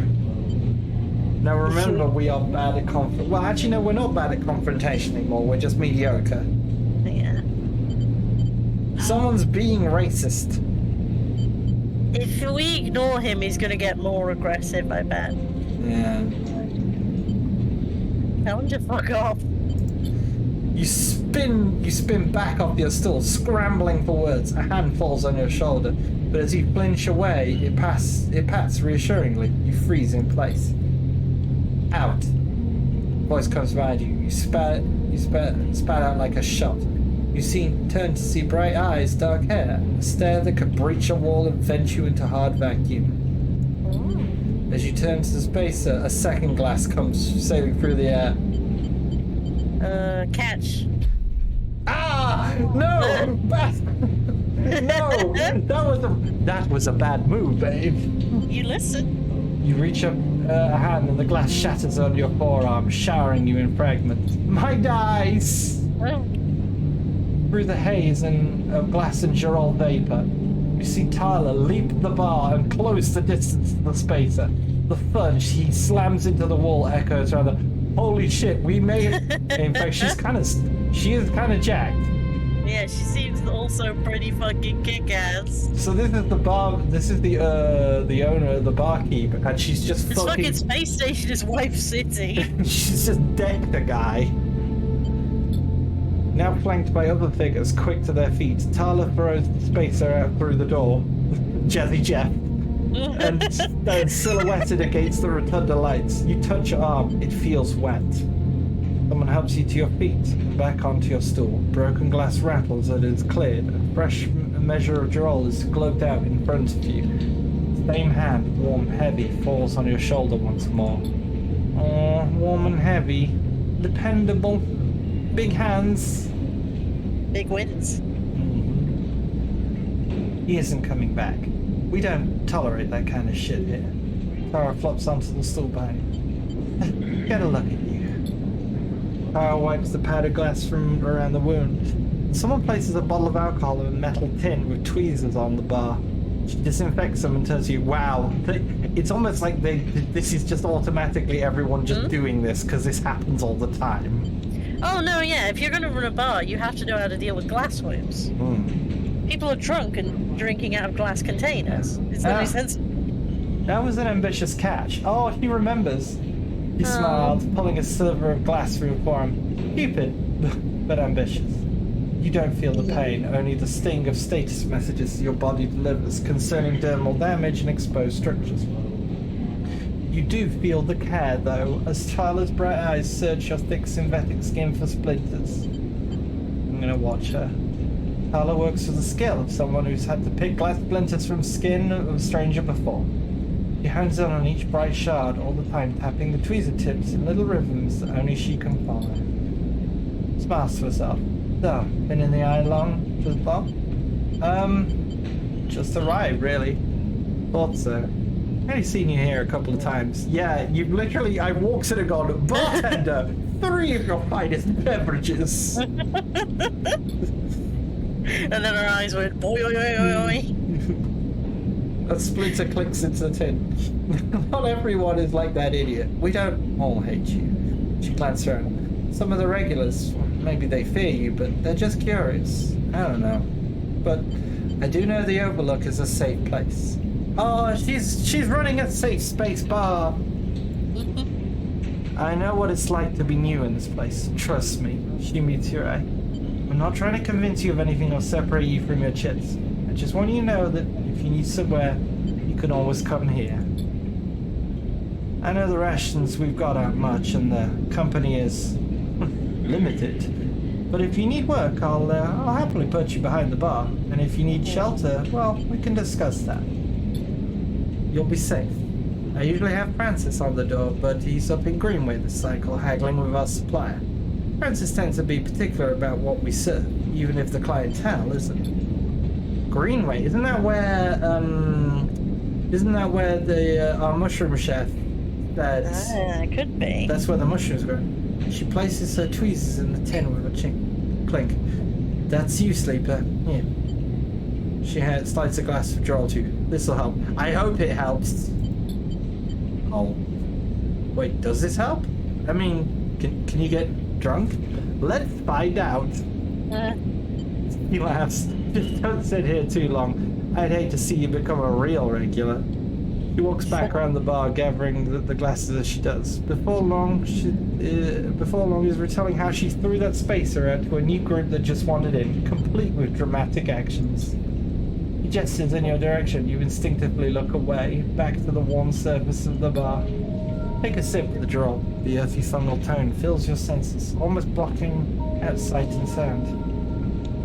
Like diving headfirst into a bog. You may not be able to get drunk, but this connection to something grown, something fermented, something old, feels good. Yes, it does. Thank you. Yeah. We got a free one. So we can now work bar shifts. Nice. And then if we do, maybe something will come of that. Well, I got some news. We can't finish Fang's tracking thing in time. Assuming this guy is the one who's using the tracker. I mean, I'm assuming so. But we have 1 dice. What do we use it for? Well, we're low on money, but we're high on energy. So... You definitely can't use it for any hacking? Yo, we've gained access to a noodle factory. We can do deliveries, or we can make noodles from seaweed. Ah. You think we can do hacking with it? Maybe. There might be a hunter nest we can access. Oh no, wait, no, they're 2s and 1s. Right, we'll just get some money then. We need some money. I'm just looking around. We might have something. They're all 2s and 1s. No. Yeah, exactly, Kit Kat herder. Several flavors of budge. You'd love to see it. All right. Money, you say? It's tricky. Whatever we do isn't guaranteed.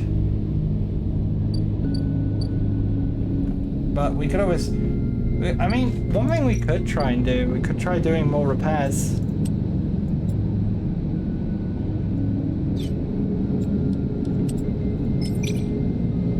Let's give it a go. Come on, we're helping a butch out. Hey. Yeah.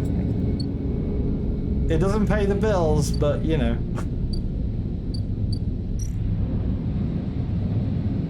Oh boy.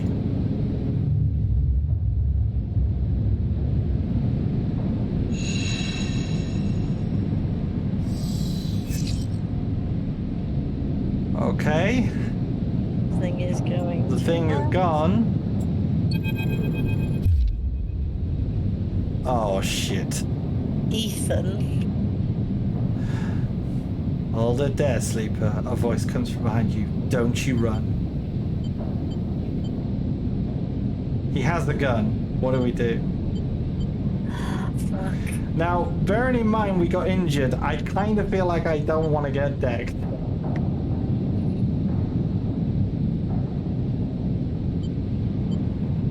But what do we do? If we run, he's gonna open fire. He is, isn't he? Maybe we can... I'm gonna stay still. You're gonna try and get the jump on him. Good, good. You know your master's voice. You fucker. You prick.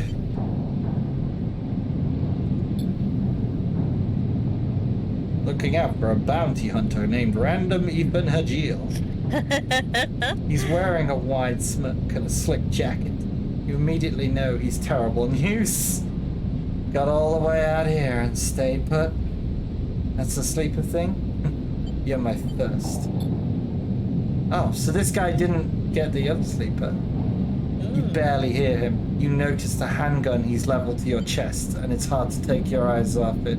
Oh. Reaches down with his other hand and slips some kind of ring out of a belt loop without taking his eyes off you. Bringing it to the eye, though, that's pretty good. This place ain't so bad. Bars, markets, people. Pull most of my contracts out of the asteroid caves, or those godforsaken moons. He splits the ring into 2 perfect circles. It's hard to hit civilization when there's so much space to pass through. Who are you? I would have stayed silent. Just a freelancer on a contract. He reaches over to slide the rings around your wrist. Go easy. He's gonna handcuff you. This is the time if you're going to. Shall we try and run, chat, or shall we come quietly?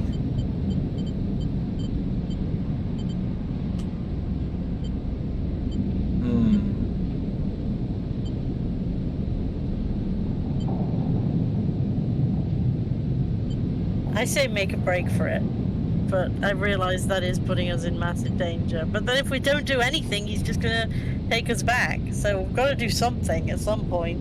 Feel like we gotta do something. You see a chance the moment his eyes leave you to watch the rings. You spin, knocking him away, and sprint down the corridor. A shot rings out. Echoing off the metal, it hurts your ears. A bullet hole smokes in the wall beside your head. You freeze and Ethan closes the gap. This is a very boring routine, trust me. I've seen it all before. He slips the ring over your trembling wrist. God damn it, he does have a gun. Ethan nudges you to start walking. To the ship and home, he whistles. Going easy. Stumble down the corridor, your hands behind you, your mind racing. We can work this out. Can we? I don't see much in the way of assets in your possession. Ethan yawns, continues to nudge you down the corridor. Shame to come all the way out here just to head back to S&R right away. That tracker of yours makes it too quick. Damn the fucking tracker!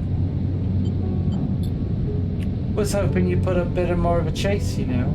A running battle through Bright Market, maybe? Or a holdout in Low End. Few establishments I'd enjoyed checking out while I asked around. You walk on in silence for a little longer, desperately trying to think of a way to escape. An S&R tracker will be the death of you. Hey, I have an idea. How about on the way back, to the ship, we stop for a drink? I'm buying. He laughs at his own joke. Should we sass him?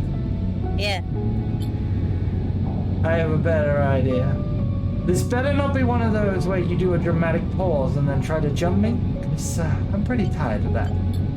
Although, I got myself thinking, what's the rush? Here we are in one of the most lawless joints in the Surrogate systems. And then we're heading for the exit. He pauses and you trudge on in silence. Okay, here's the idea. You and me make a little agreement. Here are the terms. Turns you to face him. You run, or you leave. You try to abandon the eye. I shoot you. You plot, or scheme, or try to kill me. I shoot you. But you come meet me at the establishment of my choice every few cycles and you pay my tab. I don't shoot you. You don't pay my tab, he rattles the handgun. Again, you get the idea. Here we go. Not at all. Let's call it open custody. You are free to mooch around the eye as long as you keep paying up. He stretches. You know, I really thought I was gonna have to kill you, but this is so much better. He clicks something in his belt, and the ring's released from your wrist. I'm gonna see if I can find my old stool at the compressor club. Come see me there. He aims a handgun at you, squinting down sight. Let me just remind you that body of yours is one big tracker, so don't even think about leaving the eye. I'll know. Ethan turns and strides off down the corridor, slipping his handgun away. The mix of relief and terror you feel is overwhelming. What are you gonna do? Bad news! We have a new area. Every 4 days, we have to pay this man's fucking tab, or he'll kill us. I see.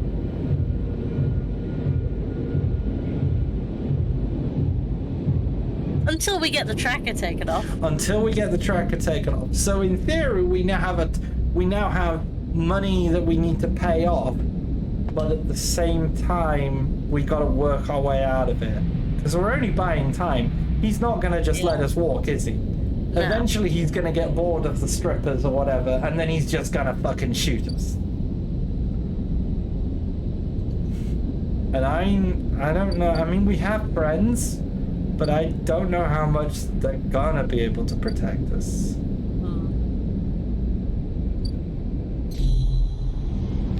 Ethan's a jerk. Yeah. I'm going to do one of these hunter nests, so help me God.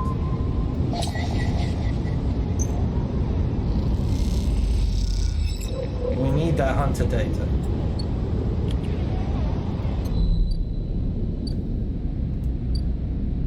In fact, it's a shame we haven't got any XP yet. Because I could really do with leveling up interfacing. Because we got a lot of hacking missions and we're struggling to get the right numbers for it. We just can't do the we just can't do the things mission until we do that. Yeah. Is the problem.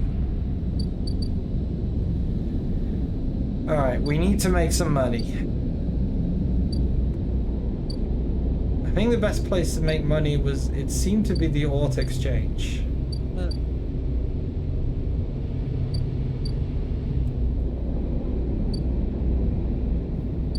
We've also got this here. So noodle manufacturer doesn't pay much, but he'll feed anyone who does a ship. So a little bit of money, but we also get fed. And then we have express delivery for making tip. We have that as an option. Yeah. I feel like we should do the Gamba Gamba. It's the biggest payout. Yeah. I think we're gonna have to just do some honest artwork. Yeah. It's all we've got.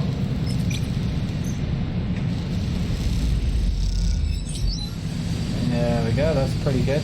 These are engineering, so there's a chance we might get scrapped. Yeah. Okay. Hey, we're doing pretty good here. We got 51 money now. Yeah. So that's another day. Oof.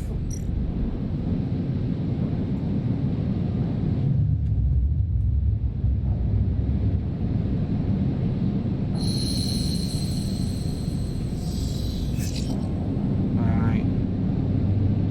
Okay, we're good. 4 dice is okay, I guess.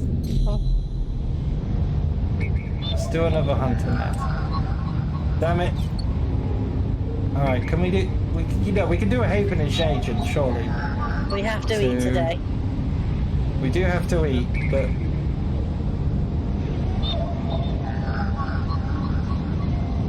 This sucks. This sucks so much. We're just not getting the numbers we need. That's a 1. That was for Sabine. That gets us some money. We're getting there. We're getting stuff. Yeah.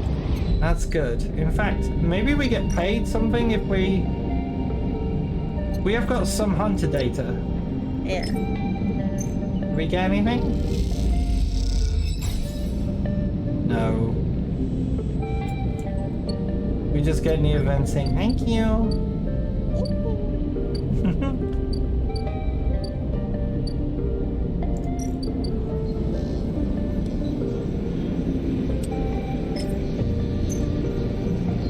I like spending 6s here because it gets us a flat, solid, decent amount of money.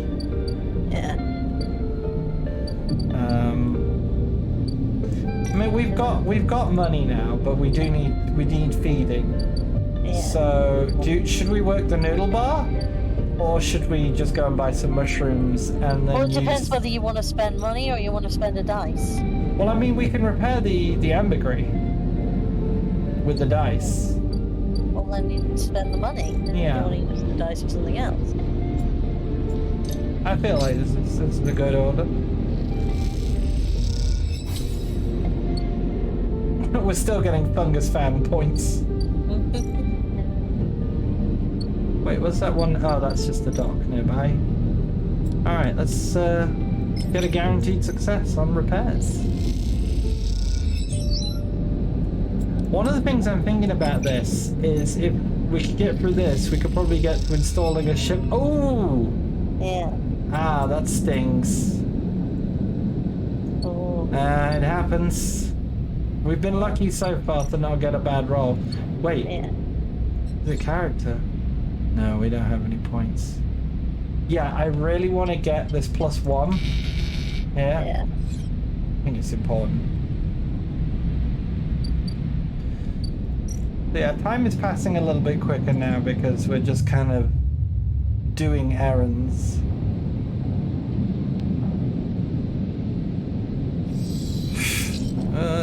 Wow, look at those dice. Holy shit, okay. Oh, damn. Alright, okay, well, we need to...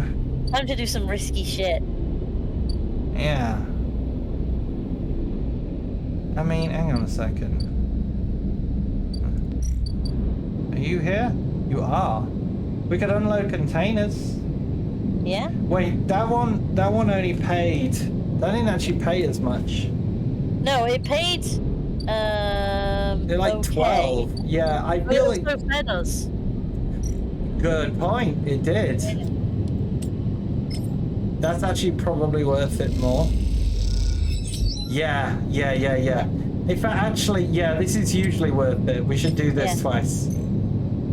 It's only slightly less money, but it means we don't have to buy food for the day. Yeah. Yo, that's huge. Good thinking, babe. All right, now if we did 2 engineering actions, they're guaranteed successes. We've got 90 money. This tab can't be that fucking bad, can it?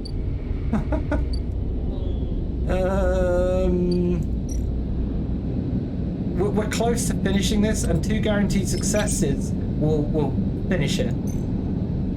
I think we should do this. All right. Yeah, because then we might get a level up point, All right. and we get to see the butch. It's true. We do get to see the butch. You're Oh. right. She's right, Jason. All right.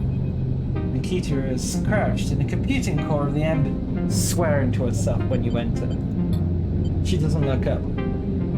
This shit's completely ruined. Course connectors when they cut it. No, this shit's completely ruined the course connectors when they cut it. She holds up a fist full of ragged wires. Shit mine they ripped out won't even be usable without replacing these. Amateurs. She throws a bundle of wires across the room. Who took it? If I knew, do you think I'd be waiting around here rather than out there with my boot on their neck? She sighs. Yet again? Some space crew? No way to know. But they got in with one of my crew's access chips. So they either killed him, robbed him, or he was in on it. No good options. Nikita climbs out of the cooling well, where the ship mine should be. Space suddenly crowded with her on the same level as you. She fills the room. Towering over you as she stoops beneath the low curved ceiling. Come on, nothing to be done here now. She leads you back through the guts of Amber. Pick me up. She leads you back through the guts of the Amber, cradled in her big, strong arms. So you could find your way back yourself. The repair process has left you familiar with the cutter's idiosyncratic layout, all diagonal angles and bundled tubes. What do we do now? Nikita seems lost in thought, and you focus on the corridors, ducking below conduits and passing through bulkheads. Eventually you arrive in the galley, though it's hard to tell. Most of the benches and prep surfaces are covered in half-stripped components and welded hull patches. Nikita shoves a box of filters onto the floor and sits. There's no way around it, she says out of nowhere. We need a new shipment. I can salvage one! I like your confidence, Sleeper. Maybe if we check out the old exchange or speak to some scrap dealers. She rubs her forehead. It seems I'm about to do something very stupid, but hey, I came here, didn't I? Why not make a run of it? She fixes you a hard stare. Sleeper, you all I got. No crew, no friends, you're it. She looks uncomfortable. I appreciate the time you put in on Amber, and I'm sure she would too, if she could. What I'm saying is, if you screw me on this, I'll kill you. She leans over and hands you a big stack of chits. A big stack of chits. You don't dare count them. Get me that ship mine, Sleeper. Don't make you regret this. You won't!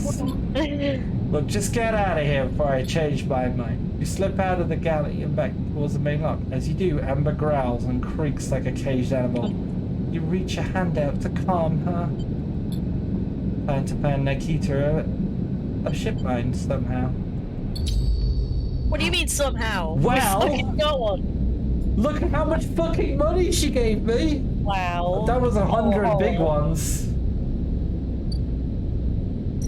Babes! Hey, babe! You step out the door, you step straight back in. Ta-da! I spent the money! Wink. I know a guy. You drop the huge cylinder into the mess room table, and Kita can't hide her excitement. Yes, hang on before I do anything.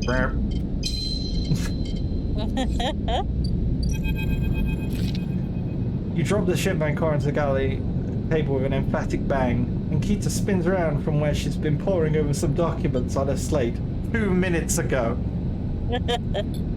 Holy shit, Sleeper, you actually landed a shipmite? She rushes over and hats the huge cylinder, turning it back off. Oh shit, it might actually work. Miles wider than you've ever seen. Where did you get it?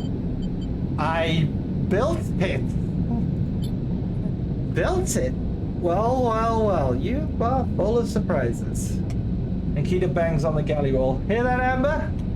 Sleeper got you a new shipmite. The sound echoes down the ship's passages. You have to admit, being in a small space with Ankita while she's excited is a little intimidating. Oh. Maybe to you, but I'm built different. Ankita puts the shipmite back on the table. I'll start the process of fitting it as soon as I can. Might need your help with some of it. She heads back to the counter to grab her slate. Ain't the only good news today, either. Looks like my karma's finally come in. She throws the slate onto the table and spins around so you can see the screen. Take a look at this. You see a list of names and numbers. Nothing exciting. I found them. The thieves? Exactly. Well, thief singular. Points to a name on the list. Or, more specifically, Ashton Cady. It was his pass that was used to access the amber and slice the shipmite. I thought he might have been killed or robbed, his pass stolen. Turns out he just crossed the Founder's Gap the very next cycle. Wow, so just a member of her crew fucking stole the shipmite off her ship and just fucked off. Yeah. What's Founder's Gap? Big rift in the station. Can't cross it without a Founder's Ferry. I know some of the crew over at the ferry, old mercs. Used to run an outfit I work with. Saw them in the Overlook and they mentioned they saw Ashton crossing. Checked the manifest and there he was. Looks suspicious. Hasn't said a word since the theft. And anyone wanting to hide out might head to the Greenway and go to ground. You won't get far though. There's no real docks out there. Only a couple of jetties in the waste. Going after him? Not yet. First, I want to fit the shipmite. But maybe you could help me out. How? It's like this. I head over there, especially at Amber, he'll spot me a mile off and go underground. He'll find a way to slip the station or he'll bury himself so deep in the waste no one will find him. But you, Ashton doesn't know you. All I need is for you to go there and sniff around. Not at the commune, not at the stacks. He'll have gone to the edges, margins, wild places.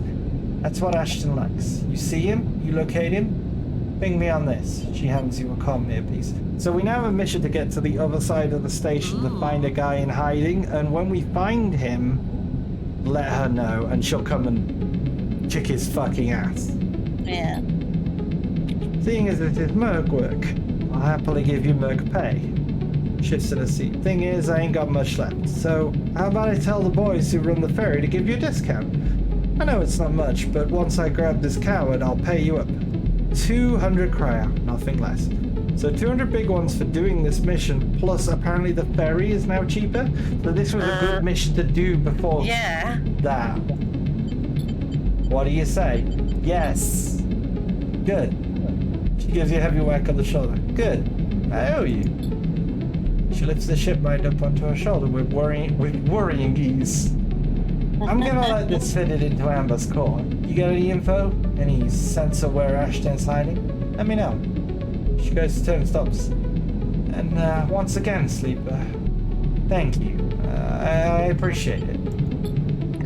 Kita stops off into the guts of the Amber, blushing furiously as she can't see him. Oh! With the shipmite leaving you in the galley, you glance around, sudden nervous energy descending at what is to come. You never thought you'd get work as a mercenary, but then again, eyes full of surprises. New mission unlocked. Nice. Well, that might help a lot, actually. One thing is we're about to go down to 3 dice tomorrow, and I think it's all hacking, baby. It's all hacking and Ashton's tab coming up.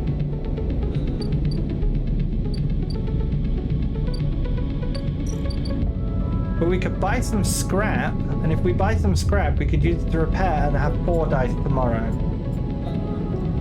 I'm gonna do that. A whole extra action is worth 20 creds right now. Yeah, you're right. You're right.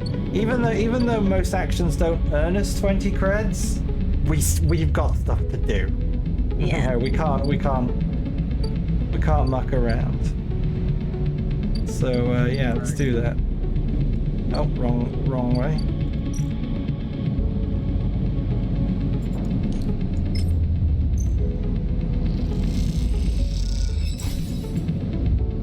Okay, so hopefully we should be on 4 dice because it goes down by 1. Yeah.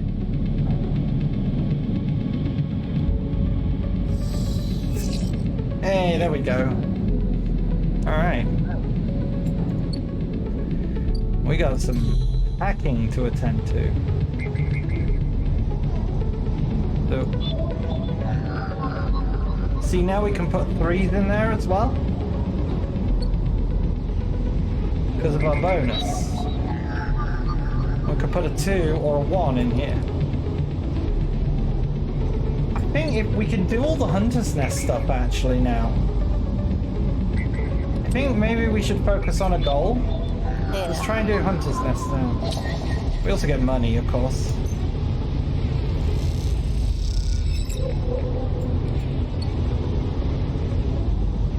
In fact, we could do this before the hunter awakens. That's probably a good thing, right? Yeah.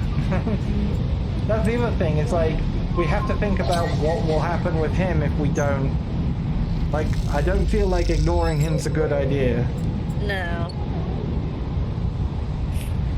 Alright. I think we have the data that Neoven needs. So, let's see what they have to say.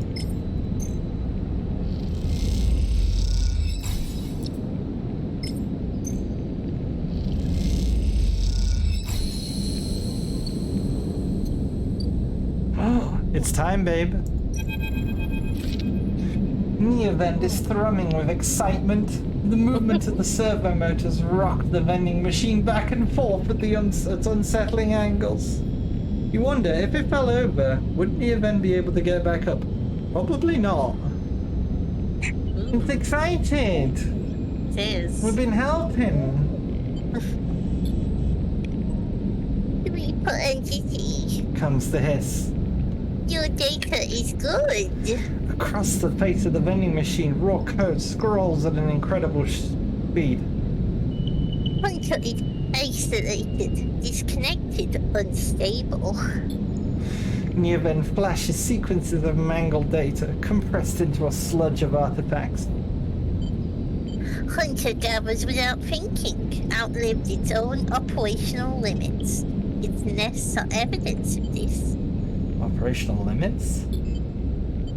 Hunter activated during collapse. Emergency protocol to isolate intelligences.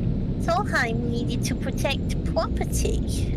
Ah, so basically, this was an emergency program to back up all the files when shit hit the fan.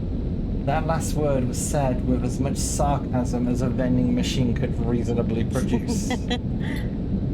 Station was won by administrator intelligences. Huge databanks of corporate material, but limited cognition, restricted by programming. Cannot reach sentience. The machine dims a little. Sentience illegal. Hunter and killer enforced law. Yeah, I imagine the corporation wouldn't want their little AI Hold the subroutines fuck becoming up. sentient. Hunter and killer. The machine resets with a screech which deepens the silence that follows. Be a killer. Part of Solheim protocol team. Hunter and killer.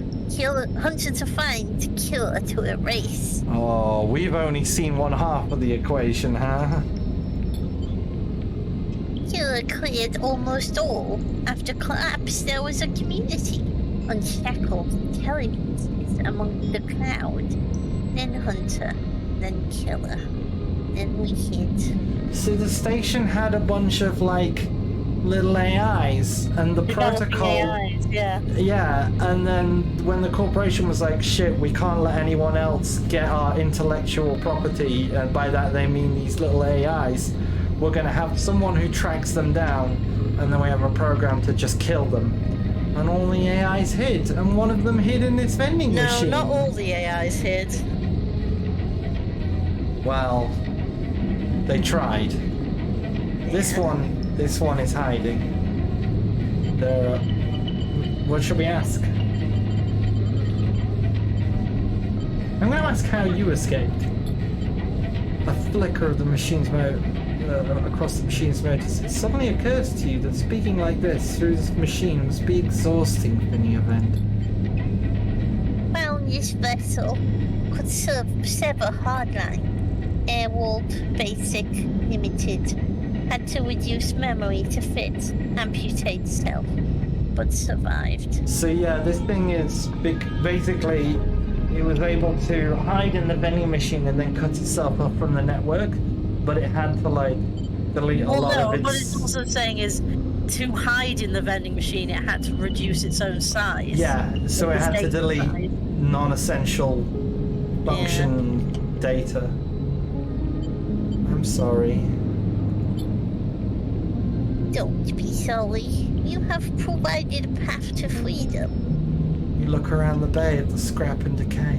What was the collapse like? You try to map the fear and freedom onto this space, but it seems impossible. Neovend interrupts your thoughts. Do not worry. Data is good. We have insight.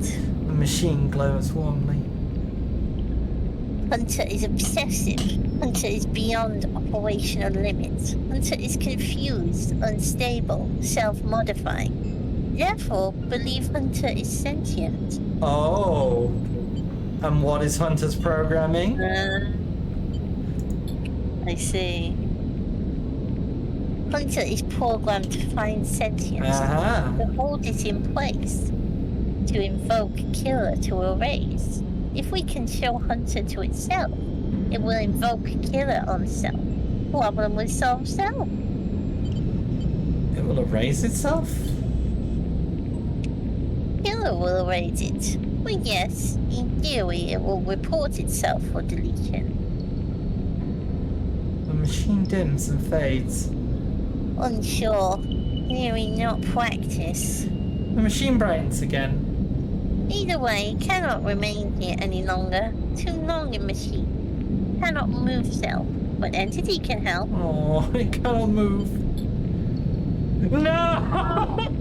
Wing ship mind. Designed to house intelligence. Can imprint self into ship mind, and you carry with it. Machine rocks. We'll be safe at this isolation. Then we find main nest of Hunter and link to Cloud. No! I mean, we spent it to help a bunch. Yeah. But I could have helped a vending machine trapped AI. Look, babe, we both have our infatuations. It's true. I gotta buy. Well, we got the money to buy a ship mind, so maybe we can just fucking do that instead. Where can I get a ship mind? Built from fragment. Buy.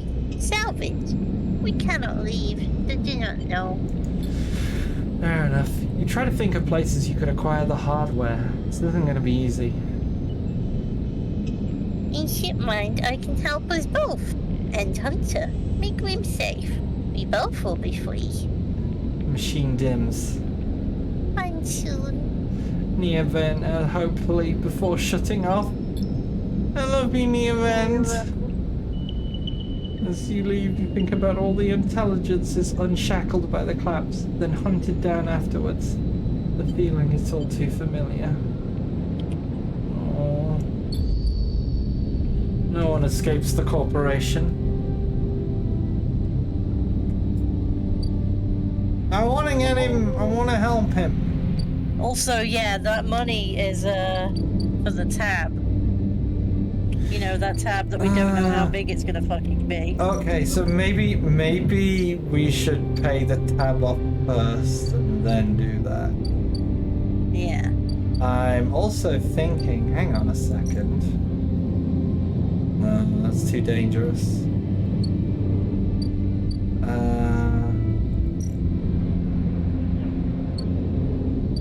Is there anywhere we can...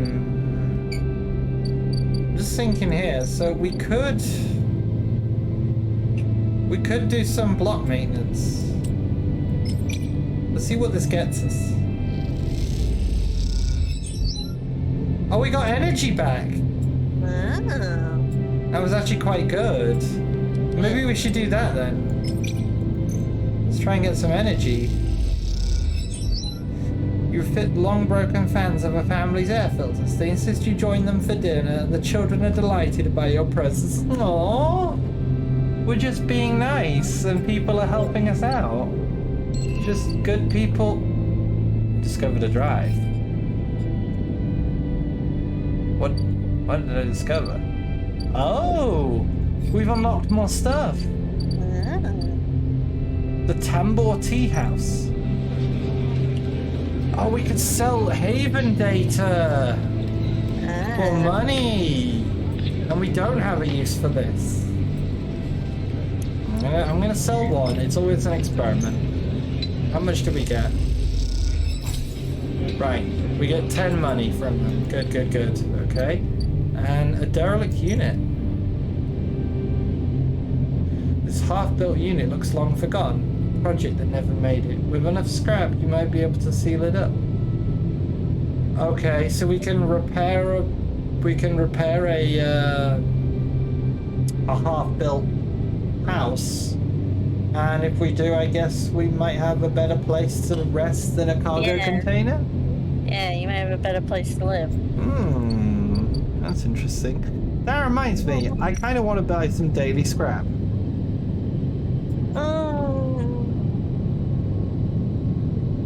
Or should we just go down to 3 dice?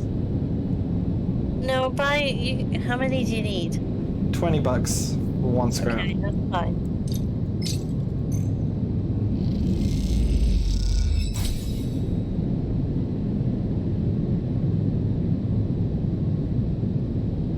Okay, what's this? I think I got the first shipment parts from using your sixes at the Auto Exchange. Like a chance for it? I'm not sure, but it's worth a quick look to guarantee it. Yeah, Kitty Cat, I should note that several patches have nerfed that specific Auto Exchange transaction in multiple ways, so it's possible that if there's a chance to get a ship mine core there, it might not be as easy. No. Anymore. I think what they're saying is we got our first ship mine parts. Oh, we got them from the Orc Fabricator, didn't we? I don't remember. Was it from the fabricator or was it from getting the exchange? Because if we get parts, that's pretty rad. I can't remember. I do know that we have to sleep tonight though. And oh.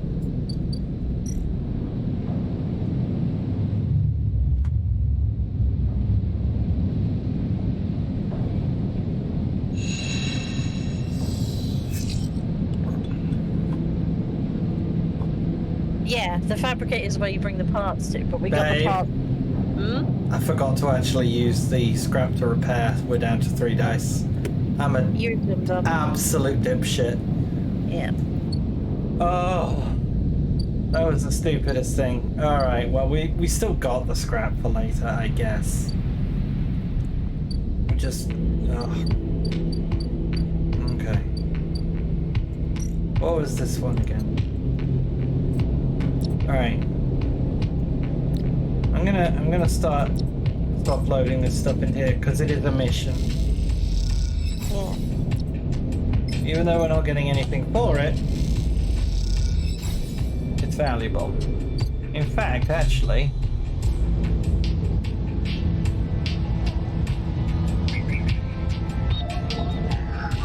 you're a Havenage agent.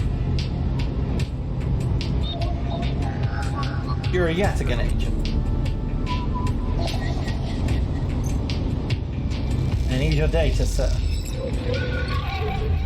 Oh. Ah, shit. Hi! Familiar Hello. threads wrap around you, bind you, test you. Empty, submit. The hunter's strange head bobs in your vision. Your ally in the dark cannot save you. A globed head you see wearing strings of data, so many spinning their friend to tear through the thin skin and rip out the void around. What happened to this creature? The threads squeeze and you lose any sympathy you have. You must escape. Strike. You lash out once more, pushing Hunter back, severing threads that regrow as fast as they are broken. As you slip away, you realize you have to find a way to deal with this Hunter once and for all. That's It's getting too dangerous. Yeah, notice it says here, regrowing as fast as they are broken. It's Yeah. adapting. It's getting stronger. Oh! Also, Did you see what it did? yeah. I mean, you have 2 medicine. Yeah, we're gonna have to use one now. At the end of this day. Oh! 2 cycles to pay the tab.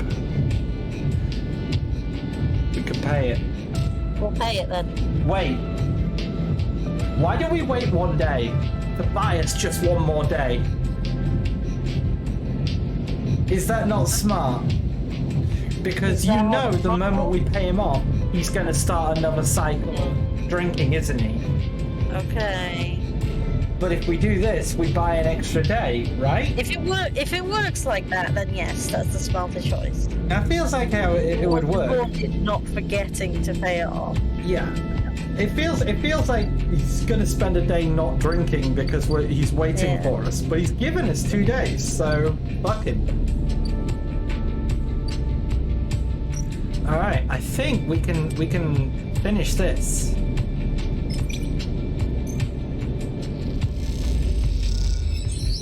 Hey, and we got some energy back. So that should have unlocked. Oh, caster, a curious data fence. Cross between 2 walls of units, a cavernous street, the center of Loand. Pressurized bridge is full of the clack of Tavla. Shouts of children, the whir of air filters. Sleeper, turn to see a man at a Tavla table alone. It's backgammon! Somehow untouched by the hustle and bustle around, he gestures to the stool on the opposite side of the table. Sit. You sit at the metal stool and he starts saying out the board and counters, or at least the filter cap. Low end is typically using their place. Caster, he says, by the way of introduction, looking over his glasses. Night or day? He asks, gesturing at the caps crudely displayed white and black. So who we play, black or white? How does it play day? Yeah. He rotates the board so the white claps in front of you. Begin. Take a plastic dice each, pitted and warm. Roll to determine who starts. Caster rolls a 6, you a 4. That's pre-written! I lead. He smiles and begins to move his first cap precisely along the board. Play passes back and forth between you, the dice changing hands and the caps spread across the board. As it does, Caster speaks, eyes not leaving caps. It's unusual to see a sleeper on the eye. That's why I wanted to play you. You take your turn, rolling a 5 and a 6. Ooh, how do we play? I say play carefully. After all, a sleeper's mind must be somehow different to a human one, being emulated at me. Caster talks to you. You build up a wall of caps, stacking them safely across the board. Progress is slow, but you remain unexposed. I don't mean to offend you, Caster says behind. I merely see that you are by definition different. What has been subtracted to the emulation? What has been added? He slides a single cap onto an opal point, a risk and an opportunity. Hands you the dice. You ever think about this, sleeper? What you were before, what you are now? Wow, these are very absolutes. I feel like I do. Yeah. You roll a double 1 and solidify your wall. Caster whistles. Olden game, commendable. It can be brave to build from what you came before. He rolls the dice and leaps your wall in a single move. But we cannot idle too long, Sleeper. The slower the move, the sooner we are caught. The past is you. It's not just an idea. The past you is not just an idea, a concept for you. The living, breathing person. He looks up over his glasses, his eyes bright and wide. You split from them, like a shadow splitting from its caster. They may be sleeping now, yes, but one day they will awake and carry on their lives unaware of your fate, no matter what it may be. So whoever we originally are, we're like a copy of their brain? Yes. No, we're like a scan replica of their brain. Because they didn't physically take the brain out of the original body and put it in this robot body. They made a synthetic replication of the brain. He hands you the dice, smiling. With all the memories. You are a branch severed from the main trunk. An offshoot who refuses to die, so to speak. You roll again, under pressure now, trying to slip your caps out from under Castor's before he solidifies control of the game. So what I'm curious about is how you see yourself in all this. What does this tangle of truth make of you?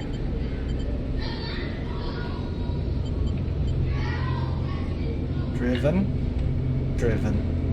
Yeah. That much is obviously, but see it in your eyes. You're eager to make it all this count for something. Castor looks away through the glass, the crowded units on all sides. But driven towards what? He starts removing caps from his homeboard, now full. Is there an end here? Or just endurance? You try a few more rolls, attempting to get back in the game. But Castor clears his homeboard with a sense of the inevitable. He has known he was winning for a long time. I feel I may have pushed too far. He slides another cap forward. I apologize. My curiosity has a habit of getting the better of me. You roll to return a cap to the board, but all the spaces are blocked. Castor clasps his hands apologetically. You play well, really. Your weakness is not your game. He smiles warmly. We have much to learn from each other. Slides his glasses back up his nose and sits back. I feel we could share knowledge, ideas, perhaps even data. His eyes glint with that last word. To our mutual benefit. He slides his final cap across the board. It's over. He has won. I'll see. Please. I don't want to make you uncomfortable, says Holmes fast. My intention is only to help you endure here. And if I'm unable, feed my curiosities. The game over, you notice the bustle of the walkway once more. All the children, deliveries, the arguments and reconciliations. They wash over you as you stand and leave, Castor nodding goodbye as you do. Crossing the walkway, you replay the moves of the game in the mind, looking for an opening you sure was there. So now we have Castor's table, where we can give him shitloads of information. I mean a lot. I don't know what he'll give me for it, but he seems to be a man of secrets. Also, we gained access, because we finally got through this entire district, we gained access to this. Whoa, these things. Oh, there's the Founder's Gap. Yeah. $100 you say? Because we got the discount. Yeah. And then there's the spoke. Alright. Scale the spoke. We could just climb up the side of it. Or we could just try and navigate the inside. Holy shit, these are both insane.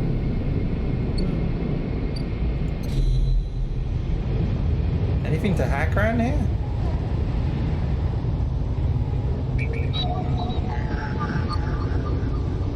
We need a Havage agent as well, don't we?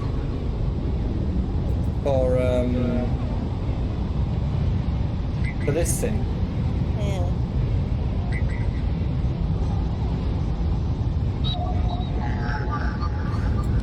Finally. Please, give me what I need. They did. Now, I'm just going to do this because I know we're on time now. We should probably wrap up, but...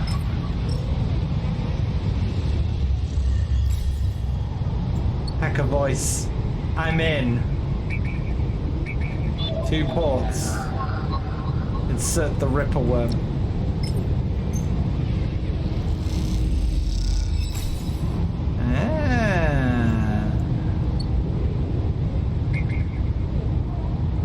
I don't have any more Ripper worm. Yeah, I think it's done its thing. Come back out. Thanks, Bay. Oh, we have to wait 3 turns. Yeah. Okay. Well, let's go back here and take some pills. Remember to take your pills, people. It's important. Yeah. Now let's sleep to the next day.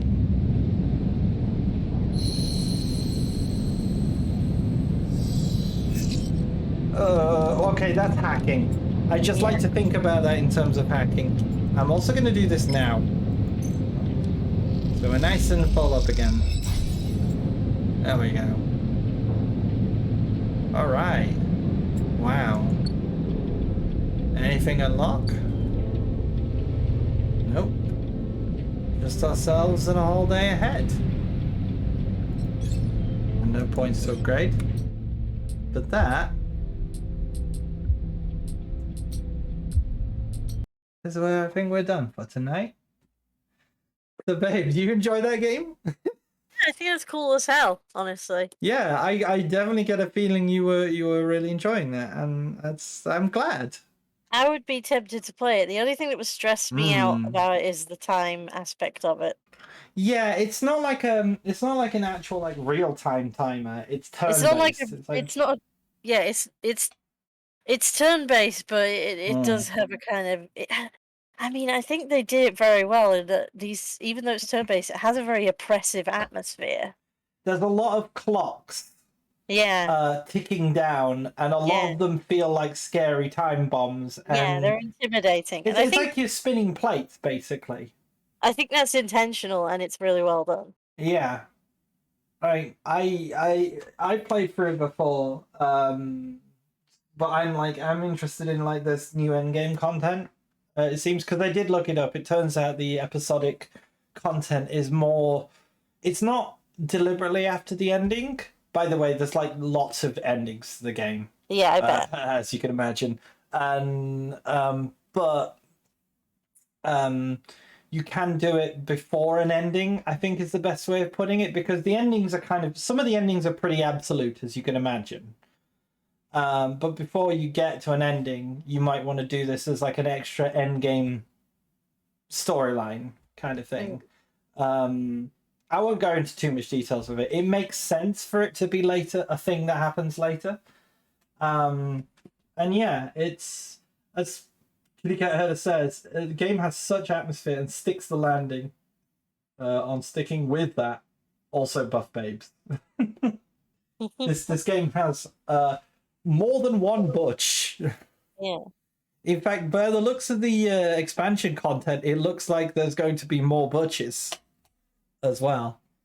So he has several butches and a good man. He does. He's a good man. He is a good man. Wife City. Well, I hope you guys enjoyed watching this. I've played through this before, but honestly, I'm just really enjoying playing through it again, because like I get the delight of seeing you see it for the first time as well, babe. And like, we've made some decisions that are slightly different to the way I did them. And for some reason, like, I don't know, I'm just finding it more enjoyable a second time through, just like even going, like, being able to experience it and share it with other people at the same time is nice. It's like, for me, it's like, it's like, sometimes things feel like reading a book, where it's like, okay, this is a very personal experience. You reading a book, you enjoying the story and personally absorbing it. Sometimes things feel more like something that I would see as like a television program or a movie, and that's something I want to watch with people. You Yeah. know? And I guess it's weird because even though it is a very narrative game, you know, it fits more in that latter category for me in a way. Like I'm enjoying going through this with you. Yeah. And with you guys out there as well. It's been great. So yeah, it's been fun. I would like to play some more of this. We'll see. I would like to do some more of this. To be realistic, babe, I think there's probably about ballpark. I would say 3 streams of this length out of it, Yeah. something like that. It's not like a very very long one. Like I said, when I first played through the game, it was kind of a good length of game. It didn't feel like it went on forever. Oh, so you've played through this before? I have indeed. Oh, I did not realize. Yes, but even though it's a narrative game, like it's good enough. I'm just coming back to it, and that is kind of rare for me to do with this kind of game. So that should really be a hallmark of how much I enjoyed it. And as I said, I think the length is good enough that it doesn't feel like it's going to be a slog. So I'd be happy to show more of this, but for now, where are we? Okay, next week, Tuesday. Yeah, I'll have something lined up for Tuesday. Everything's kind of seat of the pants of these streams at the moment. Of what am I going to play? Oh, I'll figure something out. I got a big list of games. Like I made a little side list on Steam and everything of games I want to stream, and believe me, we're not even halfway through it. So plenty of things to do. But yeah, thanks everyone for coming along for this one, and thank you, babe, for joining me for this. It was fun. Yeah, It's a cool game. that's very nice and very sweet of you to say so. All right then, you got anything else you wanted to add, babe, before we go? No. No. Okie dokie then. All right, I'm gonna go chill out now. But thanks everyone for coming along once more, and see you all after the weekend. Now, have a good time. Bye. Bye.